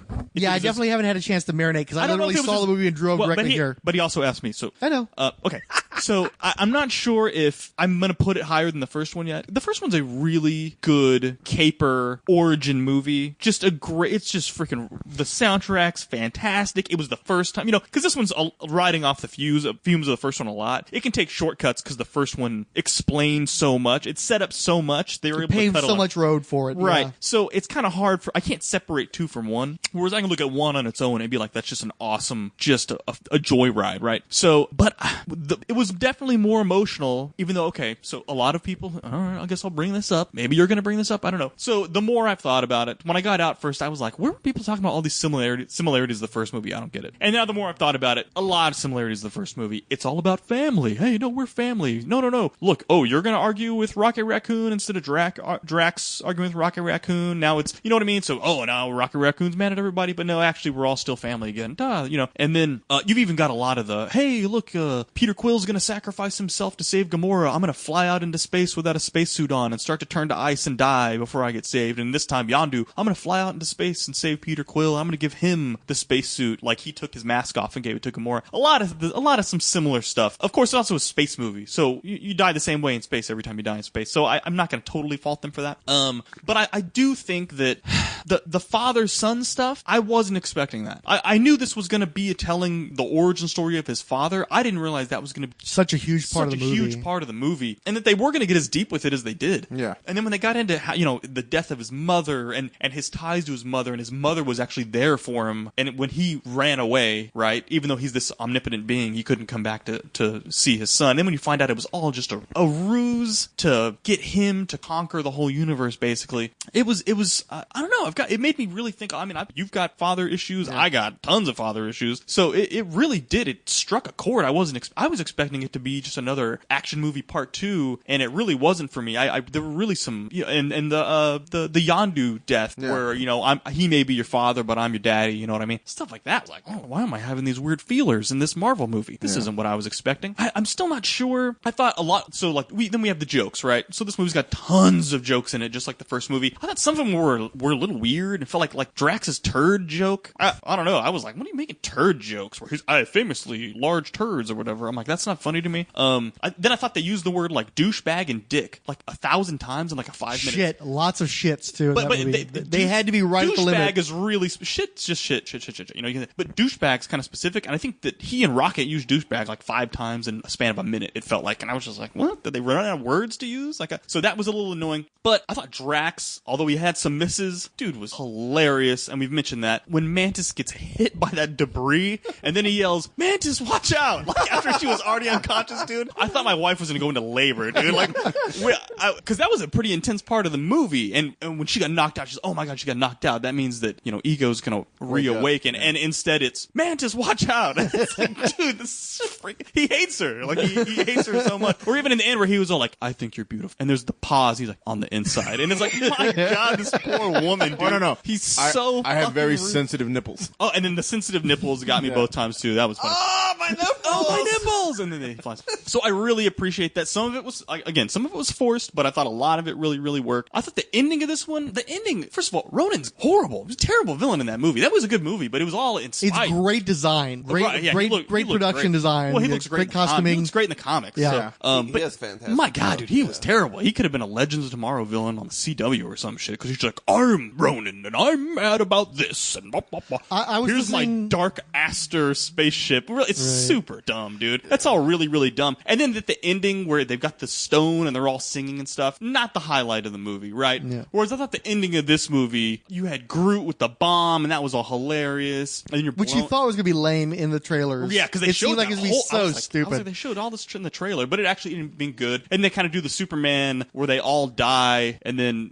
Groot gets crushed. I heard like some kids in the theater like, "Oh my God, Groot!" When it was like that was a little claustrophobic moment. And then Nebula and Gamora get suffocated, and Drax holds Mantis up to save her, even though he gets quicksanded or whatever. And then he's able to reverse it all. I thought that all of the and I don't know if we're going to talk about this separately or not. This movie was gorgeous. I think this movie is the best looking Marvel movie. Although I think that I've heard some people pan the Marvel because they use the same studio to make all their special effects, so there's some continuity to it. All the effects in all these movies all kind of look the same. Mm-hmm. This movie looked phenomenal. I thought the alien designs all looked terrific. I'm with you on there. That was one of the problems I had with the first movie, because the first movie, a lot of the aliens were just colored people. Right. This movie had like different shapes, different. I mean, even like just as an example, when Yondu's quadrant breaks off from the main ship, as it's like separating, these like jet boosters are folding. It's not just like in a normal sci-fi movie, it would just separate and it's got boosters. You can see where the boosters had been hidden up in it, and they have to like rotate out to fire. And I'm like, they actually put a lot of thought into these creations for some of these ships that only appear for 10 seconds total. Mm-hmm. And then the drilling ship they're using later on, the balls that have to roll around to get to the cute. That's like that kids game you had, right? Like that kind of a Rubik's Cube type thing where you have the beads. With the beads you have to swim. So that was a nice little thing, especially because if you didn't grow up in the 80s, you've probably never seen one of those things before. And then I thought the planet's surface looked amazing. The dimensions they were popping in and out of when they were doing the 700 jumps all looked terrific. There had to be some Doctor Strange Easter eggs. I think there is overlap to some of the Doctor Strange universes, which again, this is a whole other level Detective Comics cinematic universe. That we're getting clips of Doctor Strange's dimensions he's going through flashing into Guardians of the Galaxy. I mean, and Ragnarok I think is going to have some overlap with Guardians of the Galaxy universe. You can tell it's got that vibe, which it's got Game Master in it, so who is the brother of the Collector. Well, no, Games Master is in Guardians of the Galaxy. Yeah, well, just at the end. Mm-hmm. Yeah, I missed it, but I did see it. In the credits when they're showing the people dancing in the little boxes. Oh, yeah, there. And let's not forget, if you haven't had duck, you haven't had luck. Is that what he said? Is that when they show Howard drinking? You're out of luck, I think. If you haven't had duck, you're out of luck. That's what it is. Yeah, if you haven't had duck. Oh, dude, I love that. I love the fact they brought back Howard. And that he's in the credits too. Yeah. Oh, yeah. Yeah. So all of the spaceships, all the aliens, all the surfaces, even my God, dude, when Ego they crush him with the ship, and then he comes out and he's just like that energy wireframe. He looks like the Transparent Man models from back in the 70s and 80s. And then the bones start forming, and he's just having this, and he's talking the whole time, and then the teeth form, and then the muscle forms over the bone, and then the skin starts forming. I'm just like, dude, this movie is just totally out there. Very, very 80s, overly thought. It was all the stuff that they would have loved to have been able to pull off the 80s. It would have all been like Buckaroo Banzai'd out with prosthetics and shit. Yeah, exactly. But they could actually pull it off in a way that they've never been able to pull off in cinema before. Well, one thing that got me, one thing that what I wasn't enjoying is whenever they were playing Super Saiyans, where they were both flying and smashing into each other. I thought that was all great, too. But see, that had a payoff, which I didn't see coming. So as they're bouncing around, I was kind of like, oh, okay. And all of a sudden, they leap at each other, and Eon starts building all the rocks around him. And then all of a sudden, Peter turns into Pac-Man. Dude, I fucking lost it. I'm like, that's fucking great. Because they'd set it up earlier that he's like, I'm gonna make dude, I'm gonna build a statue of Skeletor next to Pac-Man. I'm gonna get crazy with this shit. Yeah. And they'd set it up earlier. I mean, well, and the funny thing too, this is another one. Weird shit. Yeah, I'm gonna do some weird shit. Then I'll do some weird shit after the 50-foot heavy lockbill. But that's one of the ones where I came in early too, where as soon as he started turning yellow, I was like, ah! And then then the Pac-Man appears. I'm like, called it. But yeah, I love that. That was great. oh, and I loved him morphing into David Hasselhoff. Too. Oh, yeah. Like, come on, dude. Like you're hitting every single fan service button you can. You're pulling the fan service they've gone cement truck outside. up and Yeah. dumping it on top of me. But that's what's great too is it's not just Marvel Universe now. There's like, yeah, we're gonna bring in fucking Michael Knight. Okay, Oh, yeah, when they bring up Michael, the man with the talking boat. He's like, no, talking car. Yeah. That was, I love that. And I loved how specifically wrong she was because we've all had that moment where we're talking some geek shit with our significant others and they like have the broadest sense of what the fuck you're talking about, but they get it so completely wrong that you don't even know what they're talking about initially. It reminded me of when instead of saying scissor, you said blazizzard or whatever you said. We were like, what are you talking about, dude? Isn't that the drink they make? Yeah. It's scissor. You're like, oh, blazizzard or whatever. That was the same thing. And he was like, Hasselhoff. No, Michael Knight. It was a car. God, like you're not listening. Yeah, so so the more I think about, I think that any of the similarities it had to the first movie, it was better executed in this movie. Again, this movie has some benefit of not of having the groundwork already laid by the first movie. Oh, and then the other thing was Rocket Raccoon was Planet of the Apes style, where I forget he's CGI. Right. The first movie, he was still not really CG. He still looked good in the first movie. But in this movie, I literally forgot that what they're talking to and interacting with doesn't exist in real life.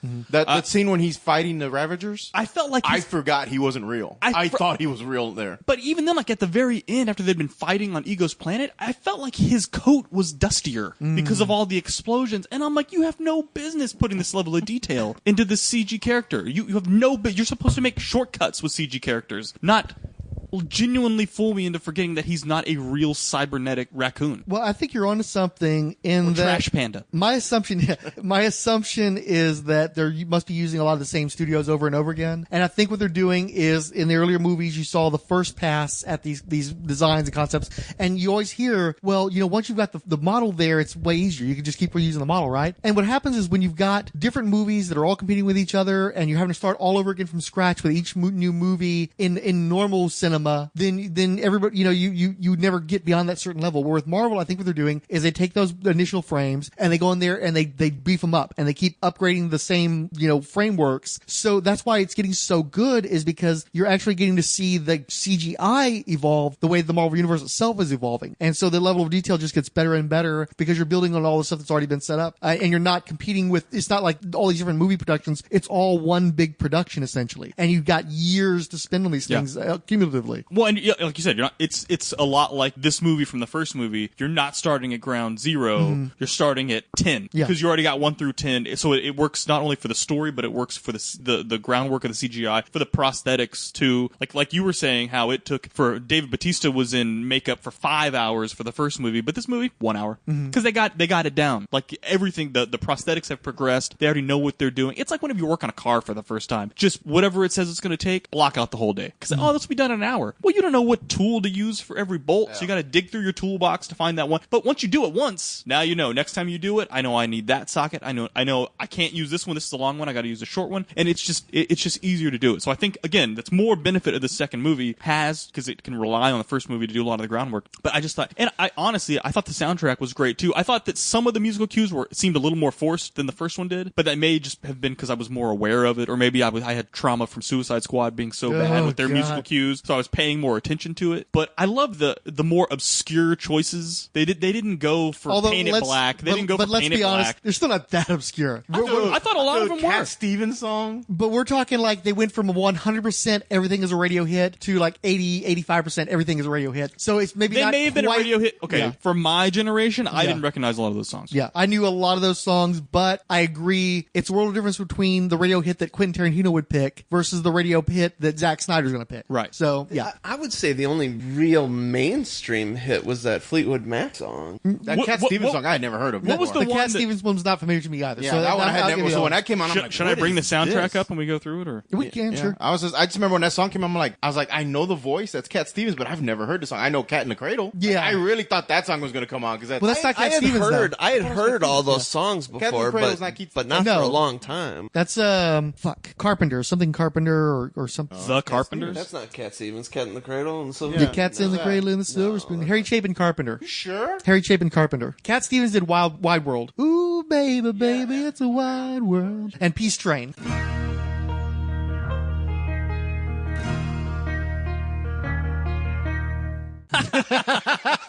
Yes.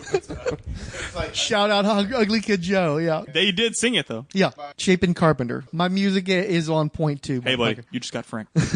Okay, so we got Sonically. Mr. Blue Sky by Electric Light Orchestra. Bounce. Which was used Bounce. quite famously in Eternal Sunshine of the Spotless Mind and was also a pretty big hit back in the 70s. Fox on the Run by Sweet. Definitely. I'm not. heard that. I'm, Don't remember. Lakeshore Drive by Aliota Haynes Jeremiah. That one. Don't know that one. The Chain, Fleetwood Mac. Everyone knows that one. Bring It Home to Me by Sam Cooke. yeah, that's yeah, a big we know hit. that one. Southern Nights, Glenn Campbell. Know that That's one. yep. My Sweet Lord, George Harrison. Big know that hit. one, hell Big yeah. hit. Fucking Beatle, man. Okay, but seriously, Brandy, You're a Fine Girl, Looking Glass. Now that Yeah. one I had never really heard, but man, we're it a was bit good. older than a lot. You never of the heard people Brandy? going You're- to this. Oh, wow. I just don't see a lot of people recognizing those songs. That's what I'm saying. It's not Playing It Back. It's Paint It Black not. by the Yeah, it's Rolling not Stones, is what I'm that saying. on point. Yeah, but they're still big hits. Come a Little Bit Closer by Jane the American. Oh man, they played the shit out of that when I was growing up, and that was before my time. Wham Bam Shang-a-Lang, Silver. Yeah, I never heard that one. I didn't know that Surrender one. by Cheap Trick. Oh yeah. Yeah. Father and Son by Cat Stevens. Flashlight by Parliament. Flashlight. Yeah, I mean, And I used that on a DC Guardians Bloodlines Inferno episode. featuring David Hasselhoff. That's a new creation. Yeah, that was the list. Yeah. Hassel. The Hoff son. So okay, so He was Anyway, so- touring in Germany. Baywatch Nights. That's why he's not here. He's what I'm touring saying in is, Germany. basically what I'm saying is, I don't think I'm going to cool on the movie over time. The more I think about it, the more I really did. Yeah. So you enjoyed it. it. And They were more the theater I interesting was in, cues. even though I found that going to really early showings like that, like a noon, is still an early. We got early bird price. Yeah, I only paid $1 more. Yeah, well, yeah, your theater rocks. But for that early of a showing, usually the crowd's not as jazzed up. Opening day, opening night showings, the fact that you guys sense like your crowd was pretty raucous, Yeah. that's pretty normal. But even our crowd was having some pretty good reactions that early in the morning, which I think is pretty surprising. well, like dude, I said, opening and- weekend and it made 140 million so far. No, that's projected. Project. I thought it. We won't have a good chance. You won't know that until Monday at the earliest. okay. But they'll have a solid estimate by midday Sunday. Oh, okay. Okay, so that's what I thought. I'm still not. I haven't pinned down where in my pantheon it is, but I definitely enjoyed the movie. The wife enjoyed the movie. We both had legitimate laughs in it and some feels, bros. Some feels. Well, and I had kind of an idea too. and we could effects do awesome, too. soundtrack awesome. Yeah, instead of trying to do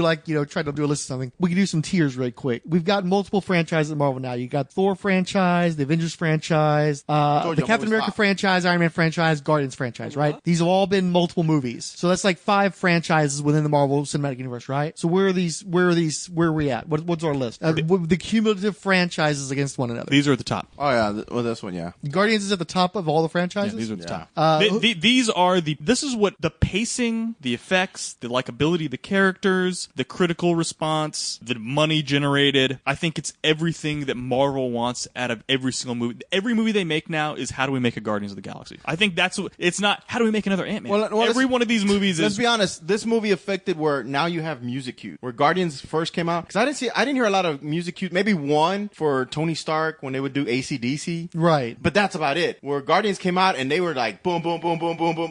Every time you hear this song, you're gonna think of this scene. Every time you hear this song, after they did it, everyone wanted to copy it. DC's fucking trying their hardest to copy So it. fucking try hard. And it's weird to watch Guardians do it because Guardians is like, this is how we do it and we're doing it well, we're gonna do it again. Where other people are like, we're gonna do it, but we can't do it like you because people are gonna call us out on it. So we're gonna do it different. And No, I don't think it's that at all. I think it's they're trying so hard, but they don't actually have the ear. They're not thinking Well- about it. They're going for the most obvious fucking cues. Suicide Squad, And the it- most obvious cues, and it doesn't work. And I'm not trying to cap on you, bro. Yeah. Okay. But when we did our original podcast, one of your points was Guardians of the Galaxy it's just so easy and it's Yeah, basic. no, and I still my stand by that. I still my stand point, by that. My point was, if it's so easy, how come nobody else can fucking do it? How come everybody can't make a Guardians of the Galaxy if it's so fucking easy to do. And I think when you go and you watch Suicide Squad, you realize this shit is not easy. Yeah. It is not easy to get that many likable characters who have that kind of synergy on the screen. Well, no. Wait a second. I was just speaking of the music. If I recall correctly, I was saying that they were going No, such obvious you were not. music cues. No,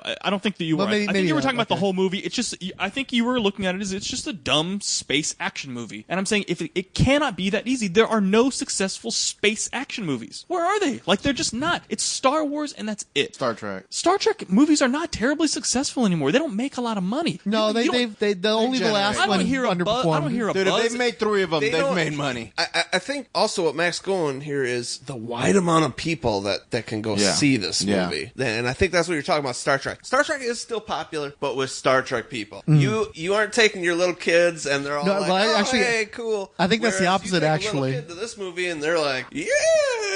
I see more people posting. Did you see that new Baby Groot dancing tabletop paperweight? I'm like, why are you posting about a dancing Groot? And they're like, I already pre-ordered on Amazon. What? Like, these are random people I worked with at old jobs on Facebook sharing my pre-order of the dancing Groot tabletop plant fucking thing. Like, are you kidding me? Speaking of Baby Groot, how mad does George Lucas get after this movie that he sees that they had a markable, cute little thing? And I mean, in our theater, every Groot thing, the audience roared. Yeah. Absolutely. Oh, and the funny Lord. thing, when we walked out of the theater and people saw that, where'd you get that cup? And I remember that chick told her dude, you should have bought me that. Yeah. She was pissed. When the Reavers were like, let's kill him, and they're like, we can't, he's too adorable. The whole crowd is like, it's legit, he is too Oh adorable. no! When they started going mascot, Oh, and they're hitting them, dude. People were like, kids next to me were like, upset. People were getting mad. People were getting very angry. People were getting upset, and of course, you see. I mean, dude, that was the cutest fucking character. I mean, he beat E.T. There were a E.T. lot of used to be awes. E.T., the Ewoks, Yeah. Oh, Jar Jar dude, he Binks, just- all them are just... Dude, when he's committing bringing suicide back if any of objects them to are still Yondu around. and Rocket, like the underwear and the desk, the theater was just dying laughing. I'm like, Everything it's he funny. did, I I was thought that like- was funny, but I'm like, the cuteness level is just too fucking. I'm high telling on you, this one. this is not easy. No. It's not, and I'm not saying they didn't do some of this shit on accident. Some of this stuff was on accident. Well, but Baby Groot can't be because they had Baby Groot at the end of the movie. They didn't know he was. no, the teenage they Groot. thought he was going to be a hit, and they put some money on it, and he was a hit. Maybe they didn't think he was this big of a hit, but I think they thought people were going to like Groot, and that he was going to end up kind of stealing the movie a little bit. Or otherwise, they probably wouldn't have got fucking Vin Diesel to do his voice if they didn't think they had something with Groot. Right? Yeah. So I'm telling you, there is nothing easy about these movies, and I just like that they didn't ride on some fumes for Volume 2, and that they really, like I said, they put so much detail into the character creations and the planets and the technology and the ships, and they had no business needing to do that in 2017 Hollywood. They don't owe us any of that, Well, and I feel like they stepped it Real up. quick, though, one thing I did like, and we kind of skipped over, was I like Yondu's story. I like the fact that he was kicked out of this family that he was part Oh of. yeah, I knew that Sylvester Stallone was going to be in this movie. I figured he'd do some kind of Nathan Fillion thing where he does somebody's voice or something. I didn't realize he was going to have multiple scenes and be a character that they're going to potentially Allude do back more to, stuff yeah. with Right. and everything. But no I love clue. the fact Yeah. that bothered him so much, and that he was kicked out of this family that he loved, and then you found out that he was sold as a baby, as a slave, and I was just like, oh shit, man, this guy got layers. I like that they make it a point too that he's Kree. Yeah. because they've kind of danced around that some, like, because we had the Kree in Marvel's Agents of S.H.I.E.L.D. and it felt like Marvel Studios kind of like were like backing away from the Marvel TV so much that like the Kree seemed like wasn't going to be a thing anymore. And you've got these blue people, like Nebula's blue too, so the assumption would be, well, maybe she's Kree, but they never really wanted to seem to spell that out. So I like that they finally said, no, Yondu, and I don't think he's Kree in the comics, right? He's another race. But I like how they've made it to where he's part of the shared universe, that all this stuff is still related to each other, that they're not just a bunch of random people who happen to be blue.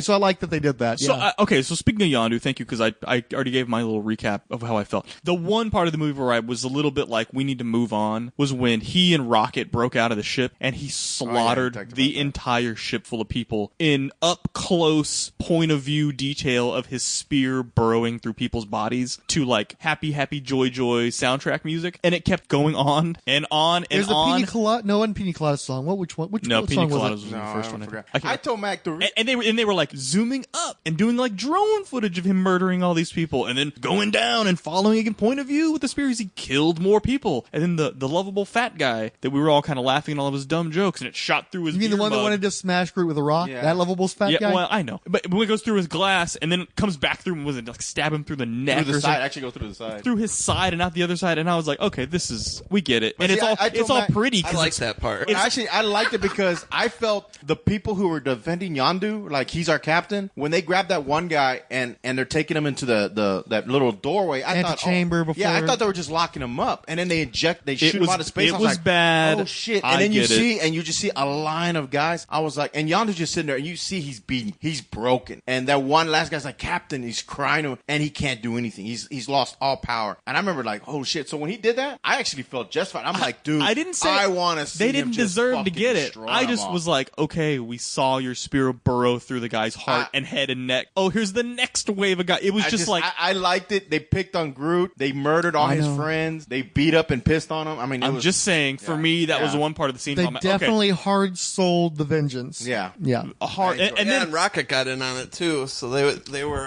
and then after he Oh, killed, that those was guys- kind of a cool scene where he's shooting through the doors. Yeah. And then there was the catwalk scene, and then you have Groot. Like, I just thought it was a little. So that's the one thing Groot that killed the guy too. Yeah, Groot- and you hear the thud when he hits the ground. So that's to me was where people go, Captain America and Iron Man kill people in the Marvel movies, just like the DC movies. And I was like, when Batman kills those dudes in Batman vs Superman, there's a vindictiveness to it that makes Sadism. Oh, Satanism. it yeah. makes me uncomfortable. And Satanism. it got a little Satanism? not Satanism, Sadism, not Satanism. Sadism. It got a little close to that in that scene where they're enjoying heard the it murder here, of all Batman. these guys. Where it went beyond Satanist. vengeance and it became kind of like fun and happy and dancing around. And I was like, okay, this is getting a little too much for me. And then they ended the scene and I was able to kind of forget about it. But that was the one. I'm just saying, for as much as I'm praising the movie, that was one of the scenes where I'm like, okay, let's get on. Well, with it's it. interesting because you watch the trailer and you see the Reaver guys getting blown up and the trailer, and then you watch the movie and it's actually kind of cuter in the movie than it is in the trailer because you're realizing that Rocket's having fun Oh, yeah, bouncing he's these bouncing- guys yeah, with yeah, the that concussion shit was bombs. fun. And he didn't really kill any of those Yeah, guys. he didn't really kill him. He was just beating them up, and it's kind of cute. And then you realize in the same trailer, you've got bodies raining down from the rafters in the fucking trailer. But divorced from context, you don't realize they're surrounded by corpses just raining down. Yeah. On So the it's like catwalk scene. So you're like, oh wow, that I didn't realize what I was watching when I saw that trailer. Fuck, man, that was brutal. Because I'm saying there were multiple scenes within that scene. Because there was the initial bunch of people he killed, and then he goes to the control room where he can see the screens, so then he can kill them by looking at the security screens, and then he leaves that room and he's walking on the catwalk, killing more guys on the catwalk. Well, the fire one was a little bit where the arrow caught on fire. Oh my god! And it hits the guy, and the guy's like, "Oh, he missed me," and it was actually meant to blow up the tank behind him. taser face or Taser whatever. face, yeah. Some of those jokes fell a little flat for me too. Yeah, I those didn't- they stretched those a bit. They far. stretched the taser face jokes a little bit too much. So anyway, I just had praised there were some parts of the movie where I was like, okay, let's move this along. I don't need your taser face jokes. I don't need you to kill guys for 5 minutes. Okay, Frank, it's your turn. Is it? Yeah. You sure? Wait. So do we talk about the echelons? The reason I put the Guardians of the Galaxy as the top is one because I think Marvel is trying to. They're like whenever they get into a room together and they're going to talk about creating Miss Marvel or they're talking about Thor Ragnarok, they're like, we got to make another Guardians of the Galaxy. They're not saying let's make another Ant-Man, let's make another Doctor Strange. They're saying Guardians of the Galaxy. That and I think Avengers 2 was a stinker. I do not like Age of Ultron. I think most people don't like Age of Ultron. So Well, that's otherwise, between Avenger and with that, I keep forgetting Civil War isn't an Avengers movie. It's a Cap, Captain America yeah. movie. Well, Okay, so I'd say Cap and Guardians of the Galaxy because That's the fight. Iron Man. Everybody hates Iron Man 2, even though I like it. Yeah, and everybody likes Iron Man 3. It has its even though it problems. sucks. It has its problems. And I thought Iron Man 3 is rat trash. Horrible film.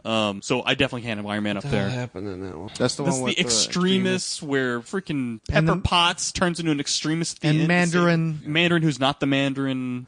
I liked it. No, it's garbage. Just Well, ass okay, awful so movie. since you're liking it so much, give me your tiers. My tears. The echelon, however you want to put it, the franchises, ranking the franchises. Avengers, Captain America, Iron Man, definitely it's gonna Thor. It's definitely Guardians. Cap. So I love all the Cap Guardians is now your number one I Marvel would thing? put Cap still above them because Cap got 3 under his So there belt, you go. and So we only say got Cap- 2 Guardians. So say Cap first. Cap's Yeah, the top. Cap, and that's what I'm saying. Cap first because he got 3 under his belt, and I enjoy all 3 of those movies. They're just great movies. Guardians got 2 under the belt, right up there with them. If the third one comes out just as great, they'll equal them. Right under that, I would put probably first Avengers. No, that's it's a tier. Oh, so the it's tier? both Avengers combined, all the Iron Man combined, all the Cap I combined. would probably put Iron Man first, and then the Avengers. You think oh no, I'm sorry. I go back. No, okay. So it's gonna be. we We got Cap. 5. Yeah. Cap. Guardians. Ant-Man. Well, no. Only the franchises. Just the franchises? We've got 5 franchises at Marvel. Okay. No, there's only one so far. Only one Iron there Man has to be at least 2 of them. There has to be at least 2 of them. Yeah, that's what the microphone is nowhere even in the same. That's stupid. We should just say our 3 favorite movies then. No. Well, see, No, he I'm wants trying to to do do something a pieces. little bit different. Plus, in You the said first you one, didn't want to do lists. This I know this is a list, but it's a little bit different. It's a little bit, a little bit more complicated. It's the blocks. Well, see, Okay. I'll make an exemption for you because we the whole no in that episode. That's the racist. infamous episode where Mr. Fixit came up with like 17 different top 10 lists of Marvel movies where they changed every fucking time, which is part of what this is a callback to. But also, I like to have an idea of trying to do something a little bit different. Cumulatively, these where we've got multiple movies, so they've had a chance to establish themselves. Those top 5 because But, there's only like- 5 Marvel franchises. And we're not going to go X-Men or anything. No. Marvel Studios. Okay, so then it's Cap, Yep. Guardians, Yep. Iron, Okay.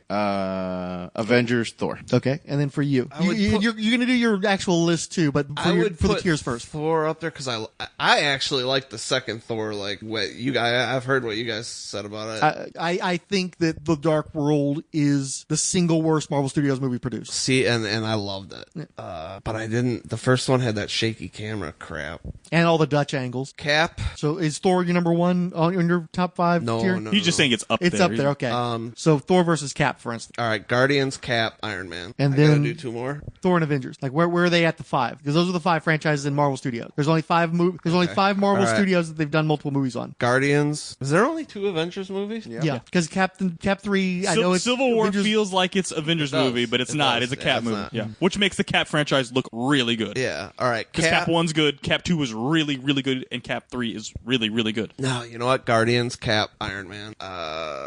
So it's Thor versus my last Avengers. 2? So you've got Avengers, Then because Avengers, then Thor. So Thor's still at the bottom, even though you. It has to be. They just Avengers 1 is so good. Yeah. Avengers Yeah. 1 is so good. Avengers 1 is better than both Thors. So even if I like the second Thor, That's why I had to rank it, because as much as I hated Age of Ultron, Avengers 1 is like... There's Yeah, it still was good awesome. stuff in Age of Ultron, though. Yeah, there's Age of Ultron. there's good sucks.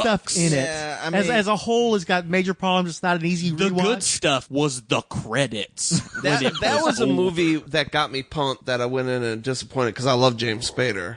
Yeah, me too. I really was thinking I was going to love Spader as Ultron. Talking and it about just Ultron didn't is work. the most forgettable shit villain they've I had. actually enjoyed Crap, the villain. He sucked. It was Yes. terrible. I didn't dude. like Wanda and her brother and all that shit. That was terrible. I didn't. I liked them, actually. Terrible. I like payoff- Scarlet Witch. And the so. payoff for all that shit was in the Captain America movie. Yeah. Yeah. So so Cap gets to take all the credit for all the groundwork laid in the shitty Avengers movie. So is that why Josh is jumping ship and going to DC now? Who? Josh Whedon. Yeah. I am so glad Josh Whedon jumps it. Yeah, I'm telling he's you, I gonna go cannot do stand Batgirl. Josh Whedon. Going to do Batgirl, yeah. So you should be happy with that. I see. hated I hated the dialogue in Avengers 2. It was so horrible. There were a lot of problems. And I know a lot of it was I did like the introduction of Vision, and I did like the part where he picks up the hammer and hands it to Thor, and everybody's like, "Oh shit, that was a pretty fucking cool scene." and the hammer lift scene is Yeah. terrific. I know. It had The, great the, scenes. the Hawkeye But it was a Quicksilver long movie. relationship was cool. But it Yeah, was a that was The long- kinda raid on Baron von Strucker's base was fucking cool. The problem is Ultron's in it a lot. It's terrible. Yeah, Ultron's problematic. Um, But so, anyway, so- Fryhole, you can actually, because you haven't done a top Marvel Studios list, so if you want to actually rank them, be my guest. It doesn't have to be Whatever a you're hard. It comfortable doesn't have with. to be a hard ranking. Just Yeah, it doesn't have to be a hard ranking, Name just the in ones you general. like. Name the ones you didn't like. Well, ballpark it at least. You know, if you've got like 3 that are at number 1, then make sure you group them together. That kind of shit.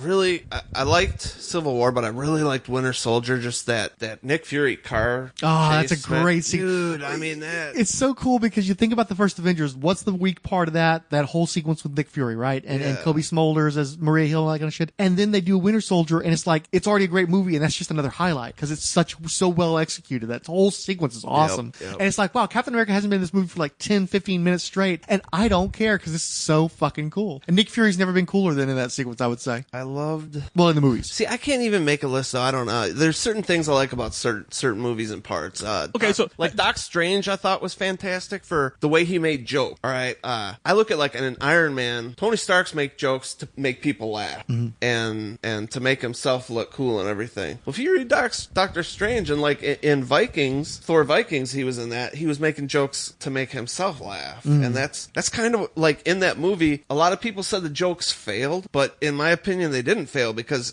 the way he's been written is not to make joke. He's not making jokes that everybody laughs at. He thinks he's funny. Yes, and he's making them really for himself. But yeah, Paquita, that's one of the things that endeared Doctor Strange to Paquita, is she realized that Strange was this kind of awkward, insular guy who's cracking these jokes either out of anxiety or because he literally just thinks that he's funny and he's cracking himself up and everybody else is kind of like, okay. I told you that. That's what I liked about it. Well, no, but Paquita also was saying the same thing, so I thought it was interesting because that's something you both kind of latched onto, and now he is as well, so. What'd you think about Ant-Man? I thought it was good, but definitely a good movie, but no, I mean, it's not up there for me. Okay. What were some you just hated? Like, how about top 5 best, top 5 worst? Not necessarily in order, unless you're inclined to. All right, the first Thor I was so disappointed in, and that's strictly because of just bad angles and bad fight scenes, and there's just shaky camera, and there's stuff that no one else, I guess, pays attention to, but I do. So that one I probably won't ever watch again. I probably won't watch Ant-Man again. Iron Man 3. What other movies were? Yeah, Iron Man Avengers 1, Iron Man 2. Yeah, 2. I agree with you. Avengers 2. That was. I'm trying to think if there's a reason I'd watch that again. No, probably not. Iron Man 1's a classic. Iron Man 1's awesome. Iron Man 2, Justin Hammer and Mickey Rourke as Whiplash. I do without Mickey Rourke, He but peed in his armor at one point, right? that was pretty funny. Yeah. You had what's his name as Justin Hammer? What's his name? Sam Rockwell. Sam Rockwell as Justin Hammer. That movie could have been really, really, really good. Instead, it was just fun, but not really good in my opinion. I'd say my favorite movies, Guardians of the Galaxy 1 and 2, are definitely in my top 5. Captain America, Winter Soldier, and Civil War, and Iron Man 1, and Avengers is number 1. So I have 6. That's fine. Those 6 I'll watch. It's a solid 6. That's solid, yeah. No, like I said, I like Thor 2, but just because I like it doesn't mean I don't realize there were problems with it. I liked because they had the elf, the whole elf thing in there. I dug that. I understood where you said that it was the Predator. I mean, they had a cool look they could have gone with. He could have been so awesome, man. Curse, it should be awesome. I did like in that one that they took that Warren Ellis story and kind of made it like they may talk about it like it's magic, but it's technology way far advanced. I need to rewatch Dark World. So and Loki was great. I did like the scene in that one where they don't they do the old they do the trick. Loki plays the trick on him, like that he kills Thor and it's a trick the whole time. Chopped off his hand. Yeah, chops his hand off. Yeah. Oh, that was cool. That was a cool scene. So It did catch me by surprise, but I think once he actually chopped off Thor's hands, I was like, okay, there's some bullshit in it. really pumped to see the new one. There are human beings on this planet that aren't pumped for that. I look on them with great suspicion. Because people are like, it's just Guardians of the Galaxy with Thor. And I'm like, it's a shared universe. If they're putting Thor in space, it should feel like Guardians of the Galaxy because that's their space vibe. Yeah, but I call bullshit on that anyway. When you look at the shot of Loki and Games Master watching from the skybox, whatever you would call it, and all you see are those Kirby designs, all those blocks, everything, it's like that is not Guardians of the Galaxy. All that shit where you're seeing the fall of Asgard under Hela with all the weird all soft that's focus and all that totally, shit, yeah. that's what Snyder wants to do and cannot accomplish. That does not look like any other Marvel movie before. You have the rainbow Technicolor logo that comes up. Yeah. I think that's what's giving people The very 80s the thing. retro-y vibe to it. The Guardians of the Galaxy is a future space, but also has a retro vibe at the same time. I think that's 80s specific aesthetic. and then you got the jokes, so I think people are trying to see, like, see, it's Guardians. And I'm like, come on, dude. First movies of all, can have jokes without it being the same type of movie. But it's a shared universe, so that's not even a valid complaint. He's going into the Guardians universe. If you're sending Thor into space, it should be that way, or at least have some of the same vibe. The creatures should have these cool colors on their costumes and things like that. I'm telling you, they're the fucking. Movie is Planet Hulk, so Planet Hulk took place. I mean, read the damn story. There are two people who are saying this. Ideologues who are just trying to tear Marvel down because they're pissed off that the DC movies aren't as good, or they just hate the Marvel movies in general and don't like superheroes in general, and alien invaders who've infiltrated our society. Those are the two people who don't like the Ragnarok trailer.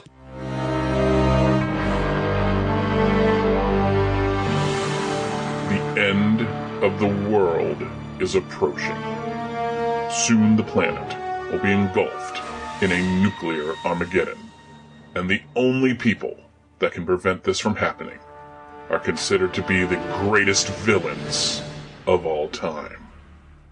The only thing standing in their way is the Justice League. In 2005... wait a second. Are we sure about that date this time? Yeah, it's 2005. We're sure this time. Let's just be perfectly clear. I hate all of you so much. Okay, good. Got that. All right. In 2005, DC Comics began publishing a 12-issue bi-monthly comic called Justice. Written by Jim Kruger with art by Alex Ross and Doug Braithwaite, this series was essentially a Super Friends for adults. And now another group of Super Friends has come together to discuss all 12 issues in a podcasting crossover called JL May 2017. The excitement begins on the April 30th episode of the Fire and Water podcast and continues into Supermates, the Idlehead of Diabolu podcast, Views from the Long Box, the Pulp to Pixel podcast, the Lantern Cast, the Shazam Cast, Comic Reflections, the Silver and Gold podcast, the Power of Fishnets, Waiting for Doom, and Justice's First Dawn. JL May 2017. Last year, they covered the beginning of the Justice League. This year, they discuss and review the League's toughest battle. The coverage begins on April 30th on the Fire and Water podcast, located at fireandwaterpodcast.com.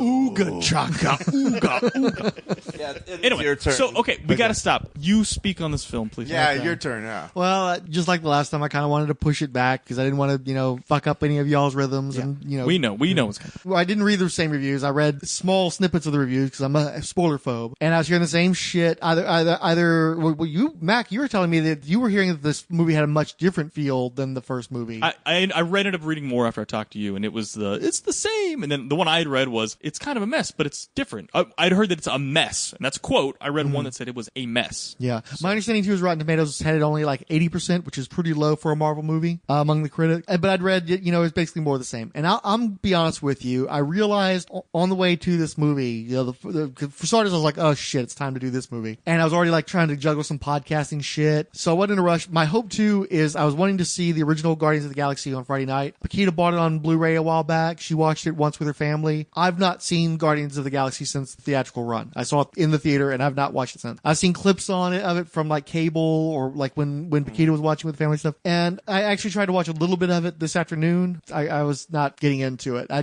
don't feel any compulsion. I didn't really feel like I just wasn't won over by the first movie. I thought it was fine. It was cute, but it just didn't blow me away. It's like Ant-Man. I saw it. It was fine. It was nice, but I have no desire to see Ant-Man again either. And so I was actually kind of like just weary wanting to go in this movie. It's like, cause I feel like Marvel has gotten into a rut, just a little too formulaic. Ant-Man, Doctor Strange, they're doing the origin stories, which I champion for with Doctor Strange because he got such a great origin, and they kind of pussied it out. They watered it down. And I just felt like Marvel had just gotten into their Mick movies at this point, and we're just going to get the same shit over and over again. So I just wasn't relishing seeing this one. I was actually kind of writing a review already in my head. Like I was already kind of like, I kind of have a sense of what this is going to be. And I go into the movie, and what's the first thing they do? It's like, oh, we're going to call each other a-holes, and here's Baby Groot dancing to the 70s hits while we're fighting in the background. And it's like, fuck me, And then there's so much front loading of Baby Groot being adorable. Oh, look, he's riding in the back of the spaceship and he's doing like a snow angel kind of positioning shit.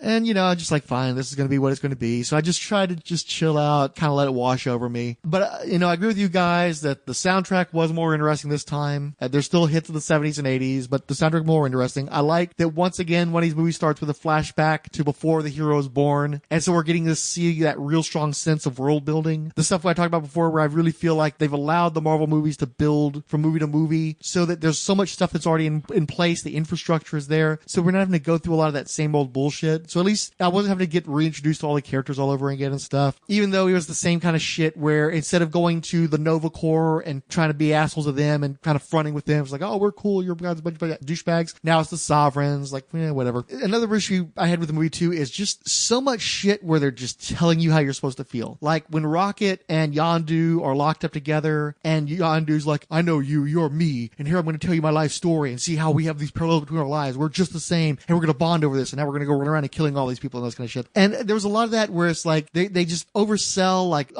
you're Sam and we're Sam and Diane, and we have this unspoken love affair and all this kind of stuff. It's like, this is shit that I was just tired of from the first movies. But one thing that was nice is, like, you take Gamora, for instance, right off the bat, they have her be the person who beats the big monster that fight at the beginning of the movie, and she does it in a fairly cool fashion. She does some saving in this movie. They make a big deal about her and Nebula and their relationship, and it's a little bit about Thanos, but it's really about their relationship and their dynamics over the course of their lives. So I almost feel like maybe James Gunn went back and retrieved some of the stuff from the Nicole Perlman version of the script of the original movie, so that you're actually getting to see Gamora and Nebula as characters instead of just being the female people that are in these movies. So that was good. They did a better job on that front. And then it was interesting because they bifurcated the story fairly early on, where, you know, after they had the run-in with the Sovereigns, and it's very much like that kind of rote stuff that they used to do in the 80s, where it's like, oh yeah, we're the ragtag group, so we stole from the guys we're supposed to be working for, and now they're mad at us. And it kind of had that Ice Pirates kind of feeling shit. And then they split them up, and you're telling Rocket's story and with his group, and you're telling the Star-Lord story with Ego and everything. And I kind of started to see it getting some traction. Obviously, the visuals were fantastic. I liked how they by splitting them up, you're really going to get a chance to get to know the characters better and develop their individual stories. And a lot of times, like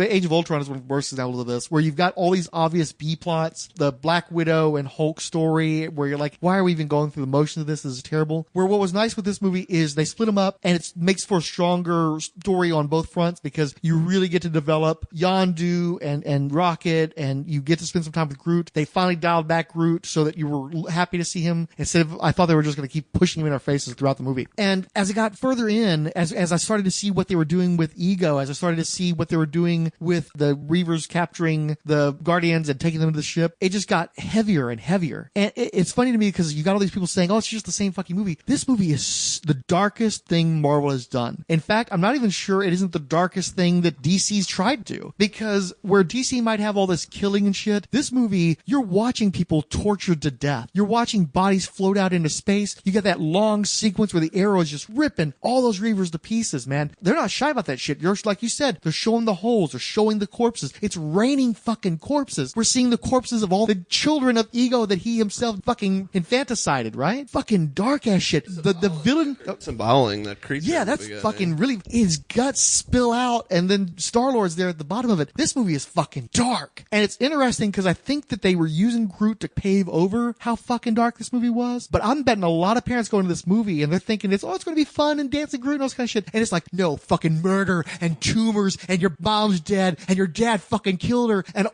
we're going to make sure that... And now you got to kill your dad. Right. And like, we're going to go back to your hometown, we're going to kill your fucking hometown, and we're going to leave you in planet, but don't worry, we're going to make sure you feel it, because here's a mom clutching her baby as you're both going to fucking die in front of you. Ooh! So this movie is so aggressive in its darkness, and I really don't think families were prepared for that. I really don't think that anybody knew that shit was coming, how deep this shit was going to get. And then the emotions, like, so many people die, like major characters die in this movie in ways to where they maximize how hard it's going to hit you. Because it's not like, you know, oh, they blew up that guy and it's like, oh yeah, he had a heroic death and shit. It's like the shit with Yondu, where they've built up, you've like had a breakthrough in the relationship between Yondu and Star-Lord, and just as that's happening, you're going to watch Yondu sacrifice himself, and he's going to die slowly in front of you, like you said, as a callback to the first movie, where instead of it being like this romantic moment, no, Yondu's going to be fucking dead, and we're going to fucking fry him in front of you and just really fucking hard sell the shit. And so as this movie's progressing, I'm realizing this movie is fucking awesome. I can't believe how good this is. I had no idea of how little about the story was going to be in the trailer. It's incredible how there's a lot of stuff in the very beginning of the movie and a lot of stuff in the very end, and the whole middle, you don't know what the fuck is going to happen in this movie. And I loved, you know, obviously as a guy who hates spoilers, as a guy who I think a lot of my enjoyment of Age of Ultron was diminished by the fact that I knew every fucking beat of that movie, it seemed like, as I was watching it, and it was so long. And this movie, when we were driving in, I was telling Pakiza, this should be one of the shorter ones. This should be like 90 minutes, 40 minutes. This movie's like 2 hours and 20 minutes long, right? Yeah. Didn't fucking matter. Wow, I didn't realize it was that long. At no point did I check out this movie. At no point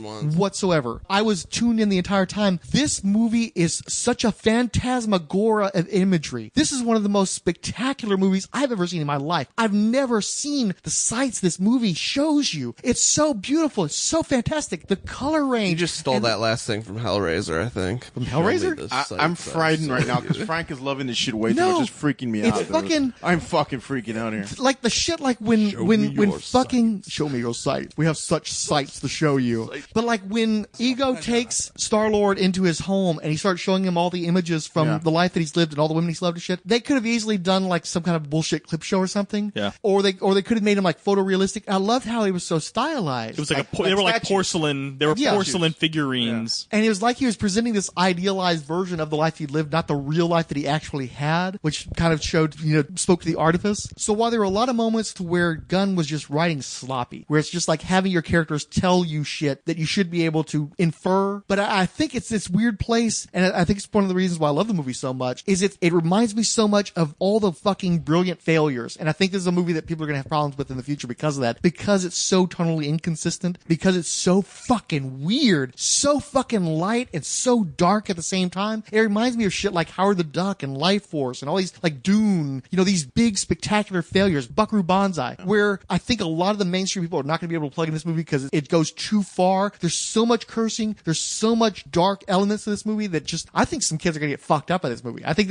We're introduced to Yondu on a planet full of robot prostitutes. Yeah, where he's buckling I know, up his right? pants. Yeah. And he's looking at him, and the girl like shuts herself The fucking down, and sex he like spots. nods at her. Yeah, that was dude. fucking weird, man. I was watching that. There are kids in this fucking movie. And Sly tells him, "You were dealing in little boys. Yeah. We don't deal in little boys." That's And you're not like, what- "What the fuck is he Yeah. talking Yeah. about?" Yes. So, Now that you say that, I think of myself as the average moviegoer, like dumb. no, you're selling yourself short, though. I don't think that they're going to see any of that, even though that you're absolutely right. They do a great job of covering over I it. don't. When you think 'cause about it- until you guys just brought it to my attention, I didn't think of any of that stuff. Yeah, And they're I saw it torturing all, little baby Groot for like several minutes of this movie, but man. I don't think families are going to notice that. They're gonna fucking notice that. Think about it. Ego was paying Yondu to go to planets and abduct children to run them to his planet so that he could experiment and then eventually murder them. He's euthanizing thousands of children. It's fucked up movie. Yeah. So, So Yondu was like, "How to Catch a Predator?" Fucking. So that was my. So that well, was they my, did make a point of letting you know that he was just dumb and greedy. He didn't know what was happening. Once he found out, he cut that shit out, and he ended up raising one of those kids as his own kid. So it's not that Yondu's... he didn't realize Yeah. that he was murdering. And they did a good job, too, because they make it clear what a flawed individual he was, the failings he had as a surrogate father, but at the same time, he heroically sacrificed himself to save his son. And I didn't... It's so funny.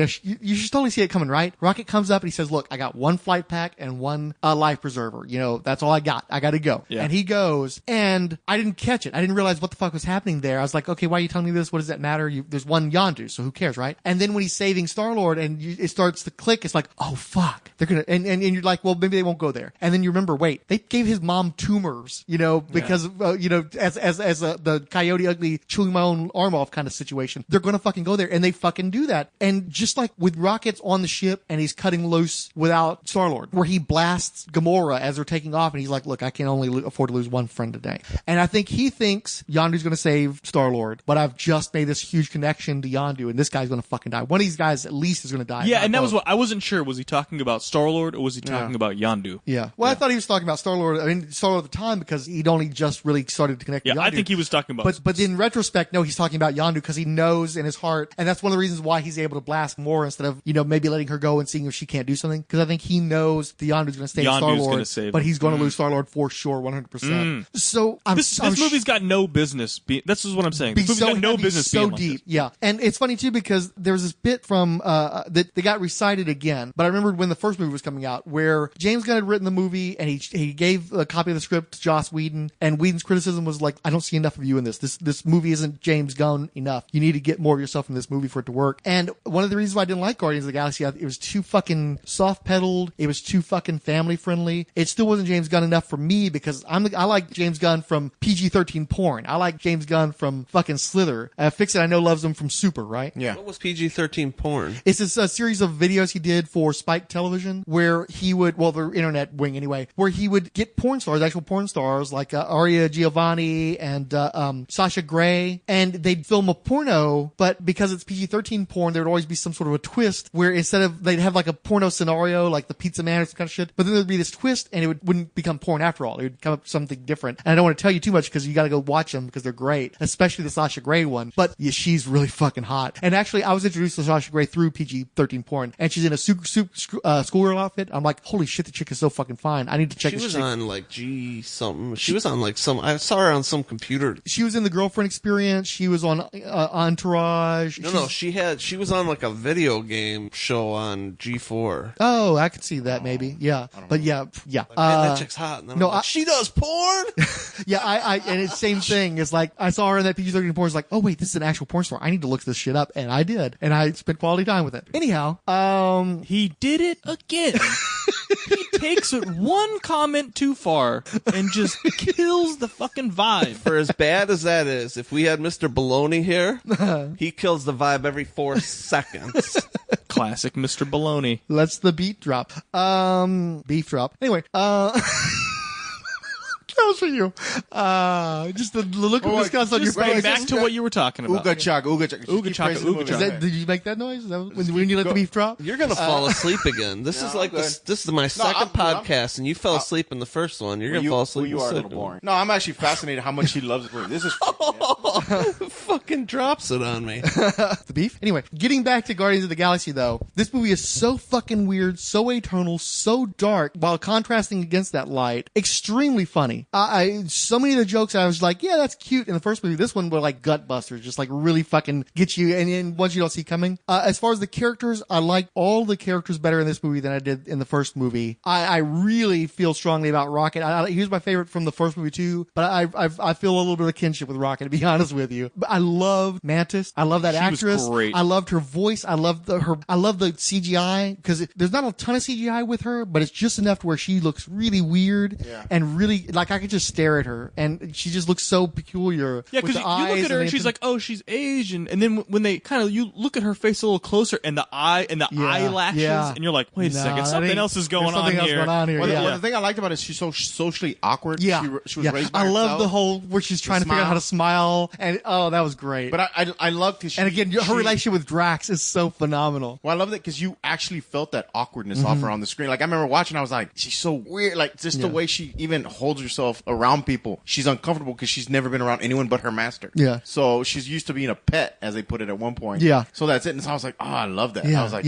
And what I like too, though, is it's not just how she's reacting to the Guardians, it's how they're reacting to her. Because once they realize what she does, that her whole deal is empathy. And so she's running around telling everybody their fucking dirty laundry and the kind of shit that you keep up, bottled up inside of your damage like the Guardians are. Everybody but Drax wanted nothing to fucking do with her, you notice? They all just backed the fuck away Gamora's from her. like, get away from me. And then I love fucking later break your on, jaw, later on where she grabbed her when she walked in, she was like, what were you going to tell Drax or whatever? And I think she started catching some of her vibes. Yeah. She immediately pulled back and was like, oh shit. Yeah. You know what I mean? And it's like, oh, that's freaky. You're that's afraid, that's a twist. Yeah. She's like, you're very afraid right now or whatever. Yeah. And she was like, whoa, don't know my feelings, please. Yeah. I'm trying to front on everybody. Yeah, there isn't anybody like her in the cinematic universe. She's a unique character, a unique vibe off of her. So I love that. It could have been easy for like, oh, here they're bringing another chick. Whoop-de-doo. And she could be a telepath. Yeah. Or something She's just another fucking Jean Grey. Fuck this shit. And it's like, no, they're totally different vibe from anybody else in any of these movies. Very interesting, very cool. She's beautiful too. But I love her relationship with Drax. That was insane. Some of the shit that was coming out of his mouth. When he was talking about his daughter and she touches him, and even though he's just talking about taking his daughter to the waterfalls or whatever on his planet, the hidden waters on his planet or whatever, and she touches him, and then she just starts bawling and crying and everything, even though he's just talking about his daughter. Yeah. Man, just little stuff like that this movie didn't need to do that. Yeah. This movie could have been a dumb action shoot 'em up movie, and that's why I was in awe of the detail they went into. That this was already, they could have gotten away with so much less. They could have done nothing. They could have mailed this in and made a $500 million in the first 3 weekends. Yeah, Gamora and Star-Lord, who I think are the two weakest characters. I'm just not as into them as I am any of the other characters. But even their relationship, where before it's like the bullshit, she's standoffish and he's into her and all that kind of bullshit. We've seen that in many movies. I liked how you could tell Gamora's genuine concern. Like she obviously has feelings for the guy, but she's not being so overt with it. Unlike with the Yondu and Rocket, she's not telling you how she's feeling. She's emoting. She's showing it by her actions and just how she vibes off of the guy. So even with Gamora, who I think is one of the weaker characters, still stronger performance in this movie than I thought in the first film. This is much more of a James Gunn movie than Guardians of the Galaxy was. What I think is so awesome about it too is it's like Wonder Woman we were talking about before. The what I'm hearing from like the theater owners association, whatever that's called, they've been seeing Wonder Woman to see about how they're going to feel about promoting this movie and putting it in the theater and stuff. And one of the big guys said, yeah, it's basically Captain America: The First Avenger again, and he thinks that's a good thing. It's going to do solid business. It's a reliable type of movie, and it's like, okay, great. DC is finally getting to a place where they're figuring out what Marvel was doing 8 years ago. Okay, right. And then you watch Guardians, and Guardians is going to a place that none of these movies have gone to before. They're going to a place that, generally speaking, movies haven't gone before. And what really got me is at the end of the movie where they're showing mainstream movies with Yondu when he dies, and then they're immolating him at the end of the movie. Very big recollection of Wrath of Khan, and just like how that was shot. Even I assume that was referenced there. But then you see the Reavers show up, and they give him the burial that they told him they were going to deny him in the past. And you see Sean Gunn's character start to crack up, because he realizes what's happening, and he's starting to want to cry. I fucking choked up multiple times in this movie. When he does the chest bang, yes, and he bangs his chest. I was like, why do I have feels about this? This is ridiculous. But what also got me is when all the characters are appearing to die, and it's at this point, it's like, yeah, okay, you're fucking trying to pull my heartstring, whatever, I don't give a shit. And then the fact, Star-Lord's gonna fly around the planet, make it go in reverse. Yeah, dumb shit. And they're like burying Yondu, where he's like, I don't control the arrow with my head, I control it with my hull. And then it's like, oh, he's gonna say, with my heart. But no, that's not what they do. What they do, everything fucking goes silent. And then they start hitting those first drum beats.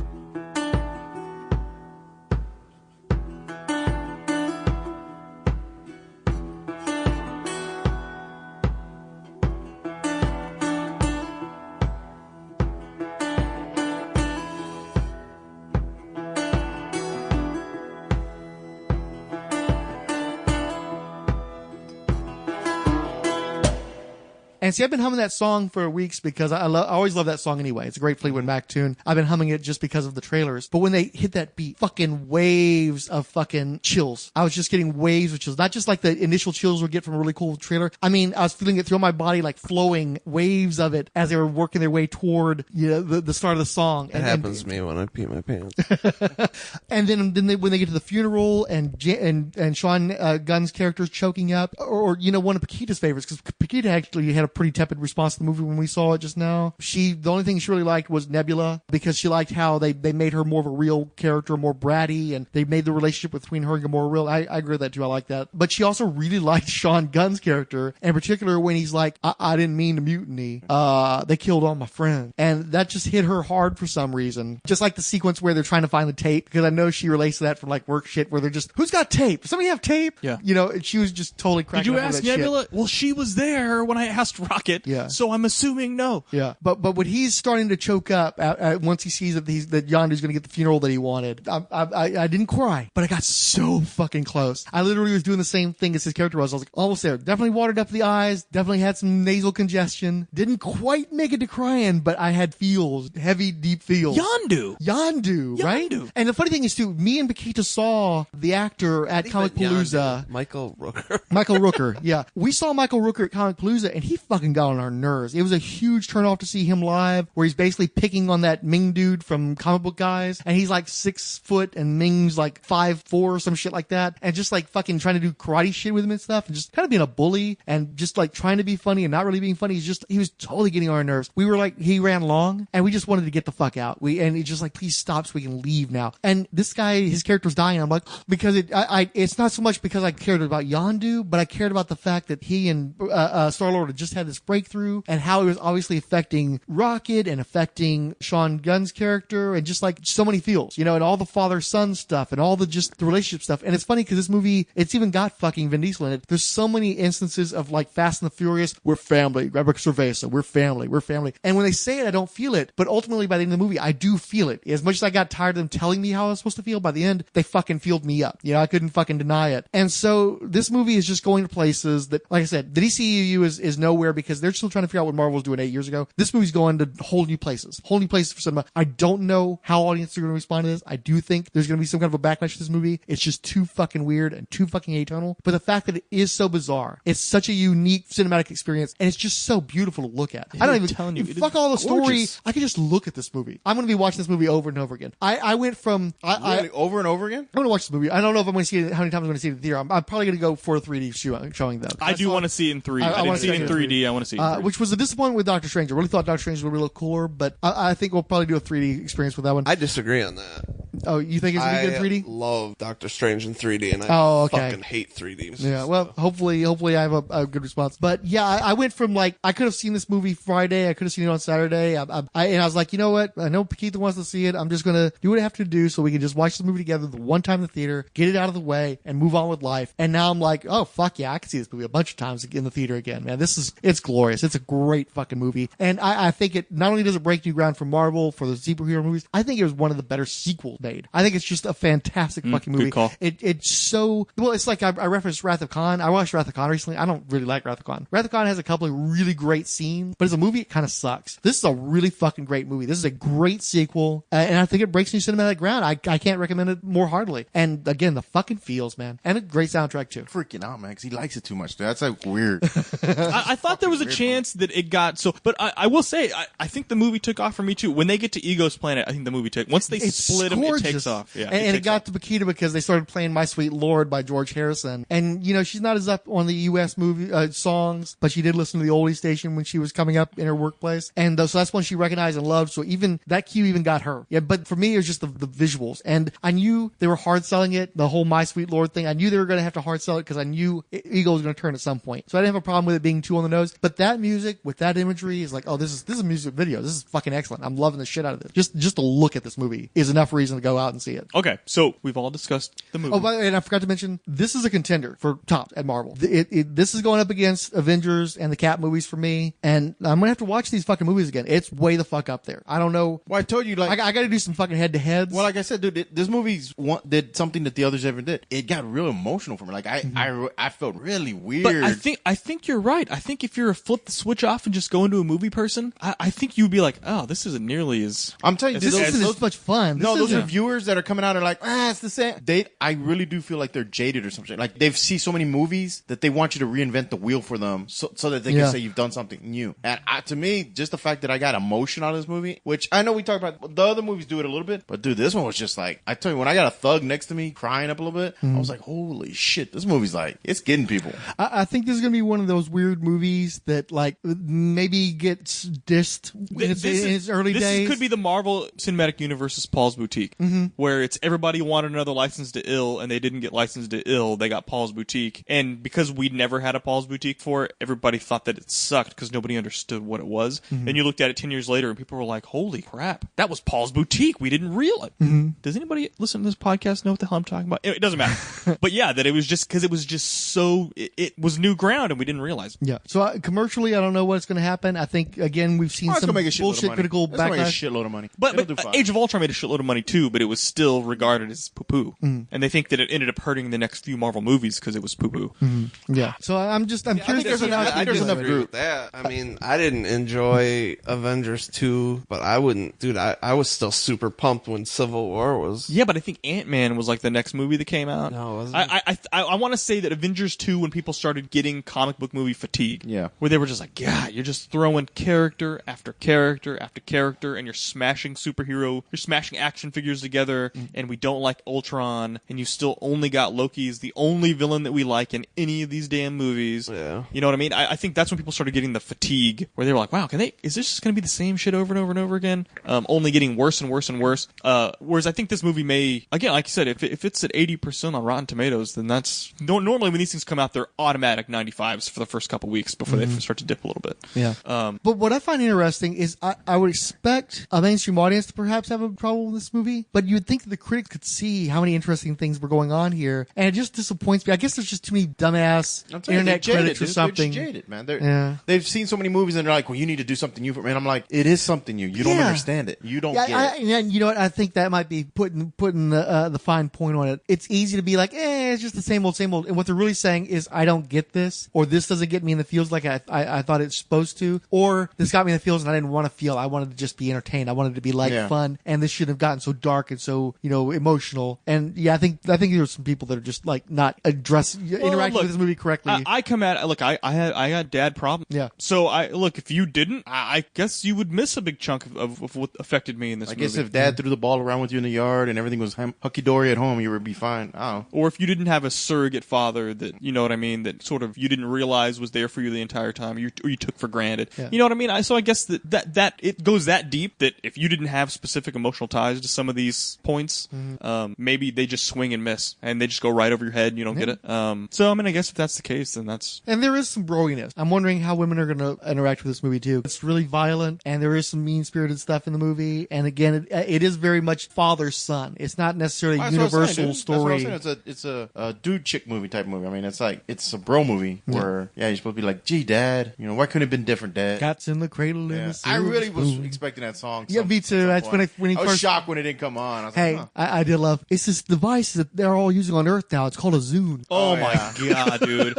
As a Zune owner, I lost my shit when he busted out a Zune. It has 3,000 songs. 300. No, he said 300 songs. 300. 3,000. He was like, 300? How perfect was that, dude? A freaking Zune? Are you kidding me? I love that. I love that we went from the Walkman to the Zune. That was awesome.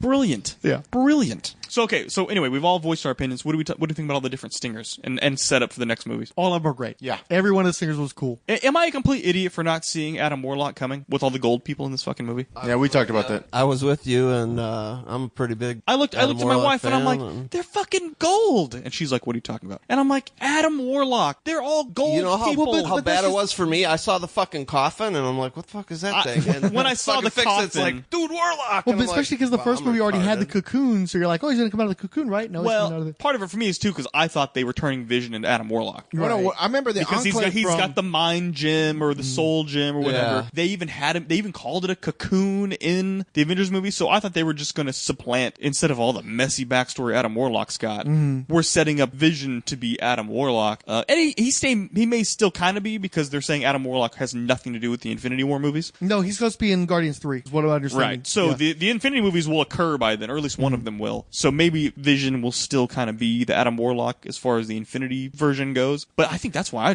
they'd written off the cocoon. They're like, that's not Adam Warlock's cocoon. Shut up. That's not Well, now we know why it wasn't Adam Warlock's cocoon, because he's actually in this movie. God, I feel like an idiot for just totally whiffing on that. The thing of it is, I knew that Aisha was supposed to represent her. I knew going in that because they're apparently drawing from some of her more recent appearances and somewhat from the She's Infinity supposed to be Crusade. her? Yeah, that's her. I just remember the Enclave being in the Universal Church. The Enclave. I don't even know who's the Enclave. The gold people. Those are the Sovereigns. Oh, Sovereign. Yeah. Oh, never mind. I got it wrong then. But yeah, it'll be. By the way, I liked the Sovereigns. I thought they were fun little side weren't they villains. part Yeah, of they the were Universal good. Church in the books? I don't remember the Sovereigns at all. wanna say But they it's were. interesting because, again, if they'd done the classic Adam Warlock origin story, that'd be kind of, it's just Frankenstein, updated Frankenstein. So that's kind of not that really that interesting. And they'd have to go through a long, twisted road with old him. Was it him or Yeah, he? Him. So they'd been this long, twisted road. I wasn't sure what the fuck they were going to do about that. And it just makes so much more sense for him to come out of the Sovereigns. And you could see him turning the Sovereigns into the Universal Church of Truth. What I'm curious about is Adam Warlock going to be Adam Warlock, or is he going to be the Magus? And I kind of think he might just be the Magus. And but also, having read the comics, you see him as having a deep tan. You don't perceive him having gold skin, which, by the way, looked really fantastic on the screen. I'm surprised how well that worked. I thought everything about them looked fantastic. Yeah, it looks so cool. I mean, everything else in this movie looked fantastic, but their costumes looked, and they didn't look like they were just wearing gold makeup either. Because they looked like they were gold. You'll start to see like the creases in the eyes where the makeup cakes up, or whatever. You didn't see any of that. Gamora's got a little of that too, where she's got a little bit of tone difference around the eyes. I thought her headdress and then that main room on her throne that she sits in looked phenomenal. I'm telling you, the colors in this movie are outrageous. They just jump off the screen. It's so great. So I like them. I don't buy many action figures anymore, but they're coming out. The new Guardians series is going to have Adam Warlock, and he comes with an alternate Magus head. So I have not seen that. I'm going to have to look that up on the internet. With the afro? He doesn't have the afro. Does he have the top knot? He doesn't have the top knot either. And It is in Adam Warlock's his last costume where he was like the magician, but it was a cool costume. It had The one where he had the lightning bolt. Yeah, that one was okay. That's cool. Two, one on each side, and then the loincloth or whatever. I don't remember. Oh yeah, okay. I've heard that one. That one was okay. I just it felt like they were trying too hard to make him like look like the other Guardians. I kind of like it when Warlock stands apart more. Yeah. So in these movies, he's got to be in the all black with the skull holding his. He wasn't. Well, sometimes he was in black. It depends. He's usually in red and black in the 90s. But he's not going to be in just like the talking. underwear with I the don't cape. even have right? the underwear. Well, what I want to see, you've got all these fucking Adonises in these Marvel movies. I want to be able to actually see Adam Warlock with some skin. I want to see that gold skin being visible. So I'm not saying he's got to be running around with that. Who are they going to cast as Adam Warlock? I know, right?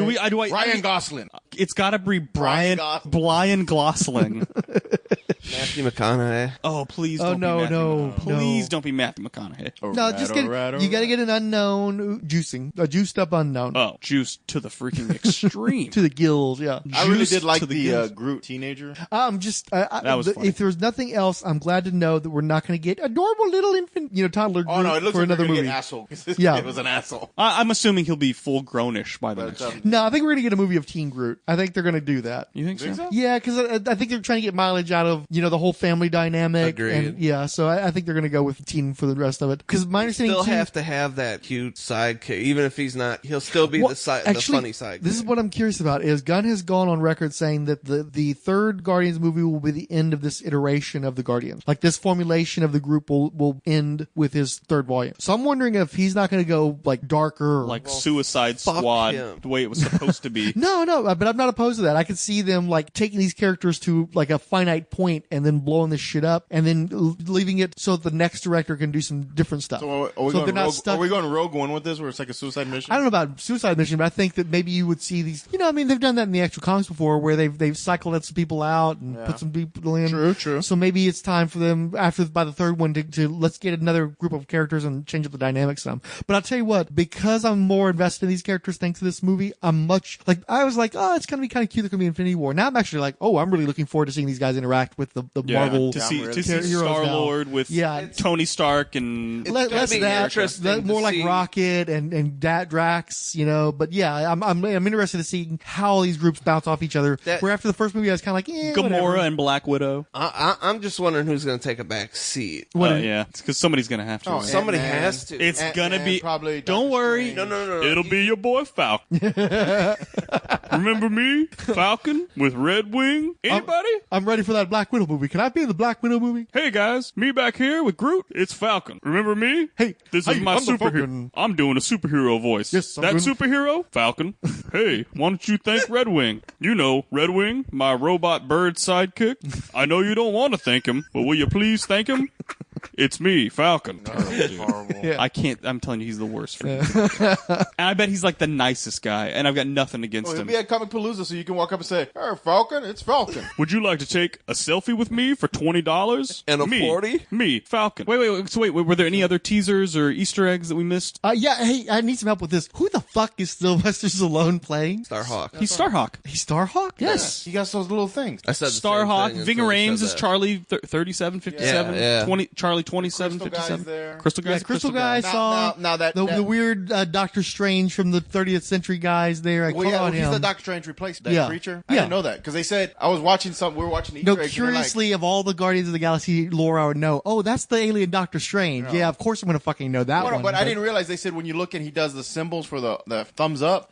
Those are the same symbols as Doctor Strange. I was like, okay. They flashed that too quick for me to have picked up on it. Yeah, that was pretty fast. Yeah, I want to see a Howard the Duck fucking movie now. I'm just glad I that he wanna still see keeps Howard the Duck popping movie. up. I'm just like, no, I don't know if we need a full movie, but I'm glad he keeps popping up. Hopefully, Dude, rewatch the old What one. they do is they do one of those little mini movies like they do at the end of them. they don't do them anymore, though, man. God, they quit doing those. Dude, just do like a 5-minute movie with hilarious. Nah. Yeah. Um. I love their Howard. I like their interpretation. No, I'm still devoted to the original Howard. So Oh, I always loved. I'm happy to see a Howard, but I like my movie. We Howard. talked about this on our last podcast. I don't like that character design. I think he looks really weird. Well, he looks. I think they're trying to make him look more like the comics, Yeah. but it doesn't necessarily really translate Well, he that looks well. more You like say the, so. but he looks more like the more recent Howard the Duck. That kind of the one you gave me. Where Well, I don't like your fighting dumb zombies and millennial stuff. Howard the That Duck. one was cool. Yeah, but he's more thinner. His beak's a little weirder, so that's what he looks. No, the current Howard the Duck looks a lot more like an actual duck. No, he doesn't the look ones like with the killing the zombie. No, I'm talking about the actual Howard the Duck comic book series that was running for a while there that Chip Zdarsky was No, doing. we're talking about the one where he actually pops up and killing the Marvel zombies for a little bit. Oh, well, I thought you were talking about the most recent Howard the Duck, well, not the I Howard the didn't Duck know from like there was 10 another years ago when they did that Marvel Zombies. I didn't know they did another Howard. 10 the years? Duck. Yeah, it's been a long time since the last Damn it, Marvel Dad. Hey, Zombies. Yeah. I got a question for you. When do you think they're going to start dipping into that Marvel zombie bag? I don't think they're going to go You don't there. think they're going to at some point? I think zombies are a little played out right now. Yeah, no, My there's God. that, and They've also been played out. It's too dark. I think for the Marvel universe. Oh yeah, you're right. It's probably too You dark. know, it's too dark. That's a DC Didn't thing. they come out and They- say that they weren't going to do anything like that? I What thought Marvel came Zombies? up, 'cause Marvel, Marvel said they're not going to do R-rated movies. I mean, I would have loved to see when they're doing Yeah, those but they portal said jumps. with the zombies, they said that they were not going to. At one point, they had a bunch of action figures and a bunch of other media stuff coming out, and they said we're putting a halt to that because it's hurting. It's going to hurt our characters. Yeah, I don't Because think for a that while Marvel there, needs it was that. everything was fucking versus the zombies. Yeah. Zombies this, zombies Yeah. that. Well, Ridiculous. I would have loved to It's- see when it they is did those played jumps. out. It would have been great if they were doing those jumps and you got some of the different multiverse. Like maybe they jumped over the zombie Marvel, or you have some C-type characters as zombies walking around, Yeah. and then they pop out. Well, maybe they'll do that with Strange. I think I was about to say that's more of a Doctor Strange thing. Yeah, I that would think. be kind of neat to see where he's just jumping through different realms, and you don't have to have a movie, but just kind of a nod to him. Like he lands in a world, and you see the wrecking crew as zombies, and then he pops out, and you're like, "Oh shit, there's a zombie Marvel universe," and then that's all you need. Or where he pops in the universe and he sees like Iron Man, he's like tapping him on the shoulder and turns around and it's all zombie face or something. That'd be kind of cool. A little too more deliberate, but okay.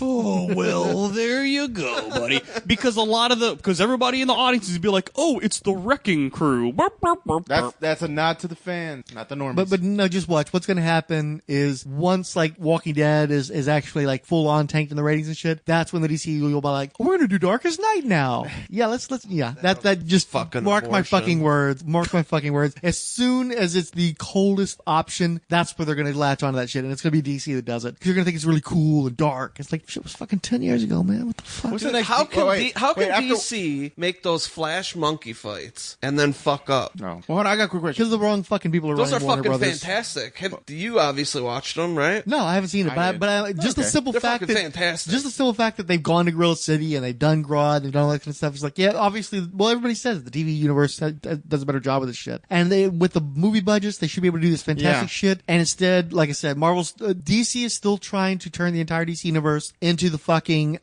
Dark Knight, and they're trying to make their entire universe be the Dark Knight. And the Dark Knight was fucking years ago now. They don't understand their own universe. They don't know how to capture the wonder of the DC universe. The TV shows do. They don't have the budget, and Warner Brothers doesn't even know what the fuck they're doing. Okay, At so real least quick, we get a Namor film. well, hold on, wait. So What? At least we get a Aquaman. Namor film. We do get a Namor film. This But is let me ask correct. you this. Okay, so after Guardians, the next Marvel movie is Spidey. Spider-Man. Spidey, and after that, Ragnarok. Ragnarok. After that, No, Black Panther. before Ragnarok, we get Namor and his friends. well, no, I'm not gonna talk about those yet, dude. No, well, that's what's so hilarious too. I don't know if you guys saw that video where they cut the sequence from Batman vs Superman, where they're going through the computer files of all the different metahumans that are in the DC universe. But instead of it being that, it's Bruce Wayne sending Wonder Woman a copy of the Ragnarok trailer. Oh yeah, I saw that. And she's like, And they're looking reacting all to very it. concerned. Yeah. And then they point out at the end that Ragnarok comes out like a week before Justice League. Oh, does shit. it? Yeah.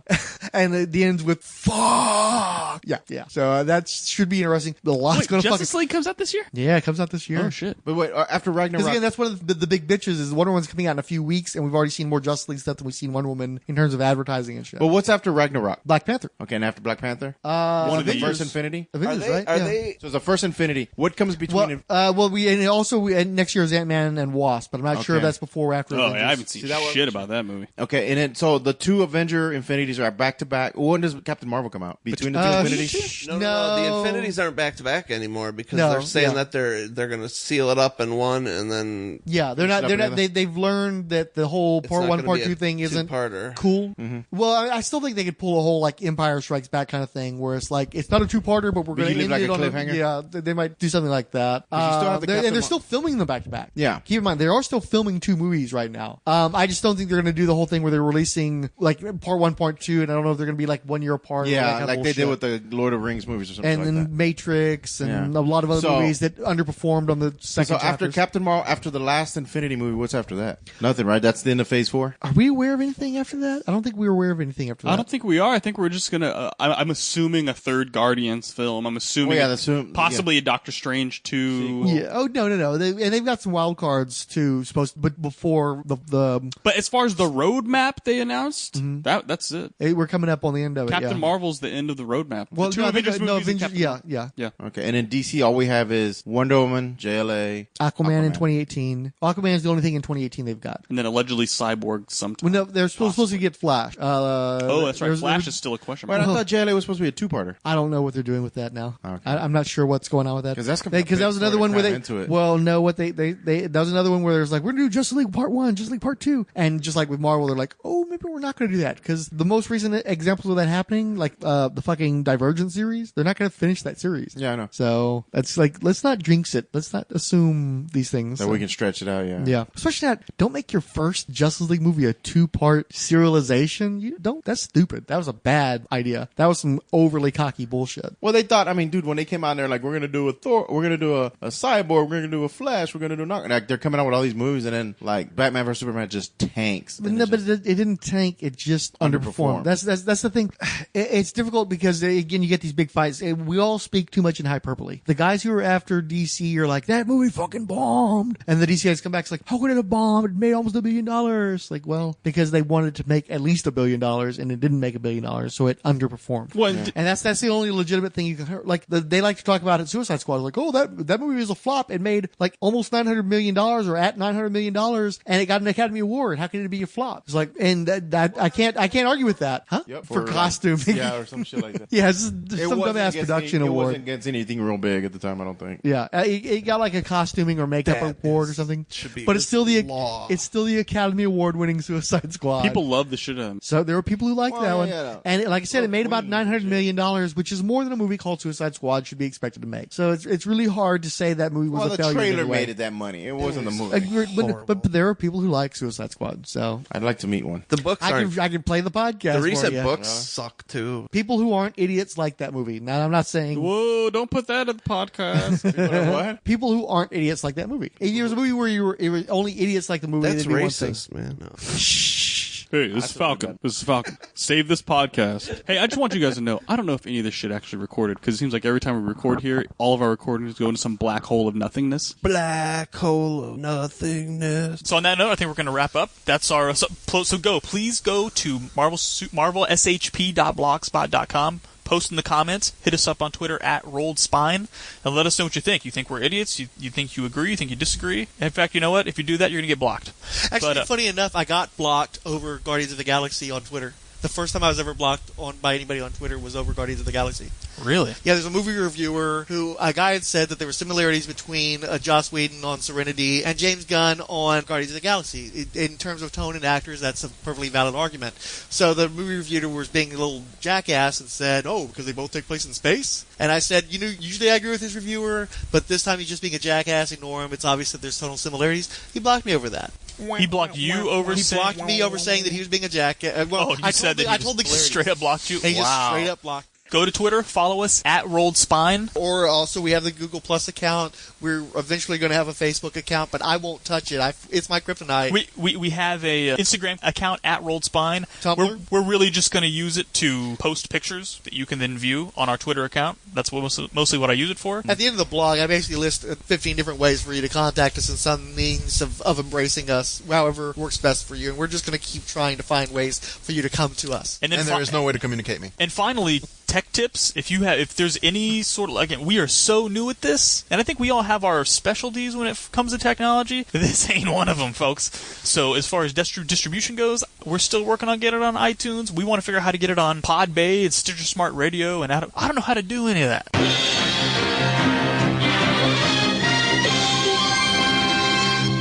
Well, I'm afraid I have to report that once again we're going to have to dig only from the top of the Marvel mailbag this week. We've run long, we've had extra episodes. I promise you next week we're going to knock out all that commentary, or at least a substantial portion of it, but we've just got such prodigious girth that we can't fit it all into this one episode, I'm afraid. Dreadstar, as we mentioned in the past, is up there with some of the best sci-fi stories put out to date. hopefully we'll get to address Dreadstar sooner rather than later in upcoming episodes. This was my favorite of your podcasts thus far, and I know there will be even better ones as you define your sound. I do think the sound is getting better. I think that having spent a lot of time editing the current episode, I was very happy with how that turned out. We did try the levelator this time. Thanks again to Firestorm Fan for suggesting that. Dreadstar is definitely in our future. I'm still not sure how soon because we've got so many other cosmic-related projects related to the Annihilation event, and I don't want to make this the cosmic podcast, although I'm sure there are a lot of folks out there that would be perfectly happy for us to do that. Probably won't get to Dreadstar until after we get through the Annihilation books, but we might just get a little overexcited. Metamorphosis Odyssey isn't too big. We can probably knock that out before then. We'll see what we can do. Our latest fearless front-facing followers are 20th Century Geek, Adam Stabelli, Adriana Hernandez, Between the Pages, Carl Forrest, Carlos Castillo, CLG Distribution, the hashtag Dan and Cody Podcast, Denise Landis, Dmitry Pimenov, Dwight L. McPherson, Eddie Jason and Chris Show, Fan Drunk Podcast, Forever Still, Home of Superman, that's Metropolis, Illinois, Jackie Tannenbaum, Jacob Dean, Jennifer L. Priest, Kenny Aronoff, Mark Lax, Matt Poiso, Mel's, Power Science, Professor Frenzy, Russell Noelty, Satin Tights Podcast, and WhenItWasCool.com. Retweet frantic ones include Ange, Between the Pages, and Talk Nerdy to Me. Keepers of the Favorites Flame include Alex, Andrew in Belfast, Blood and Gourd, Buddy Wuddy, Cutaways Podcast, Darren Sundstrom, David Golding, Edmore at Indie Comics Fan,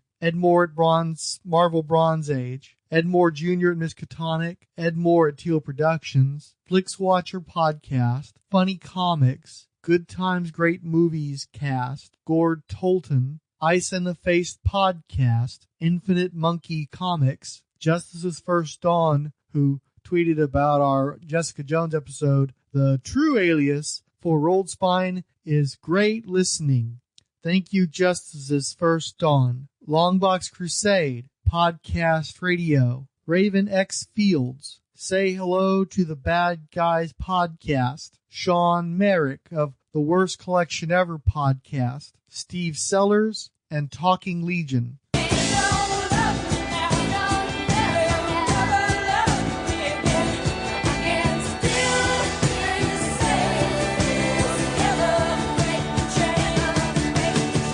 Finally, the Merry Marvel Marching Society, the 108th Stage, A Beardo Talks Film, Alley Bats, Bronze Age Babies, Brody's Kitchen, Careless Deviation Podcast, Chris Sheehan, Columbus Comics Corner, Comic Reflections, Comics in the Golden Age, Darren Ruth Sutherland, The Dude Imagine If Podcast, The Film Pasture, Joe Crawford, Just in Time Podcast, Keith G. Baker, Kevin Dodgy, King Size Comics Giant Size Fun Podcast, Namor Submariner Podcast, Pietro Blacksimoff, Rad Adventures Podcast Network, Randy Caldwell, who wrote, DC has had as many Manhunters as Marvel has had Captain Marvels, seems like thousands, Resurrections, and Adam Warlock and Thanos Podcast, Richard Field, Sean Phillips, and Xenozoic Xenophiles. The Marvel Superheroes Podcast is in no way affiliated or endorsed by Marvel Entertainment. All characters mentioned and audio clips employed are believed covered under fair use, but remain copyright their respective copyright holders. But of course the views expressed are wholly owned by the people who spoke them.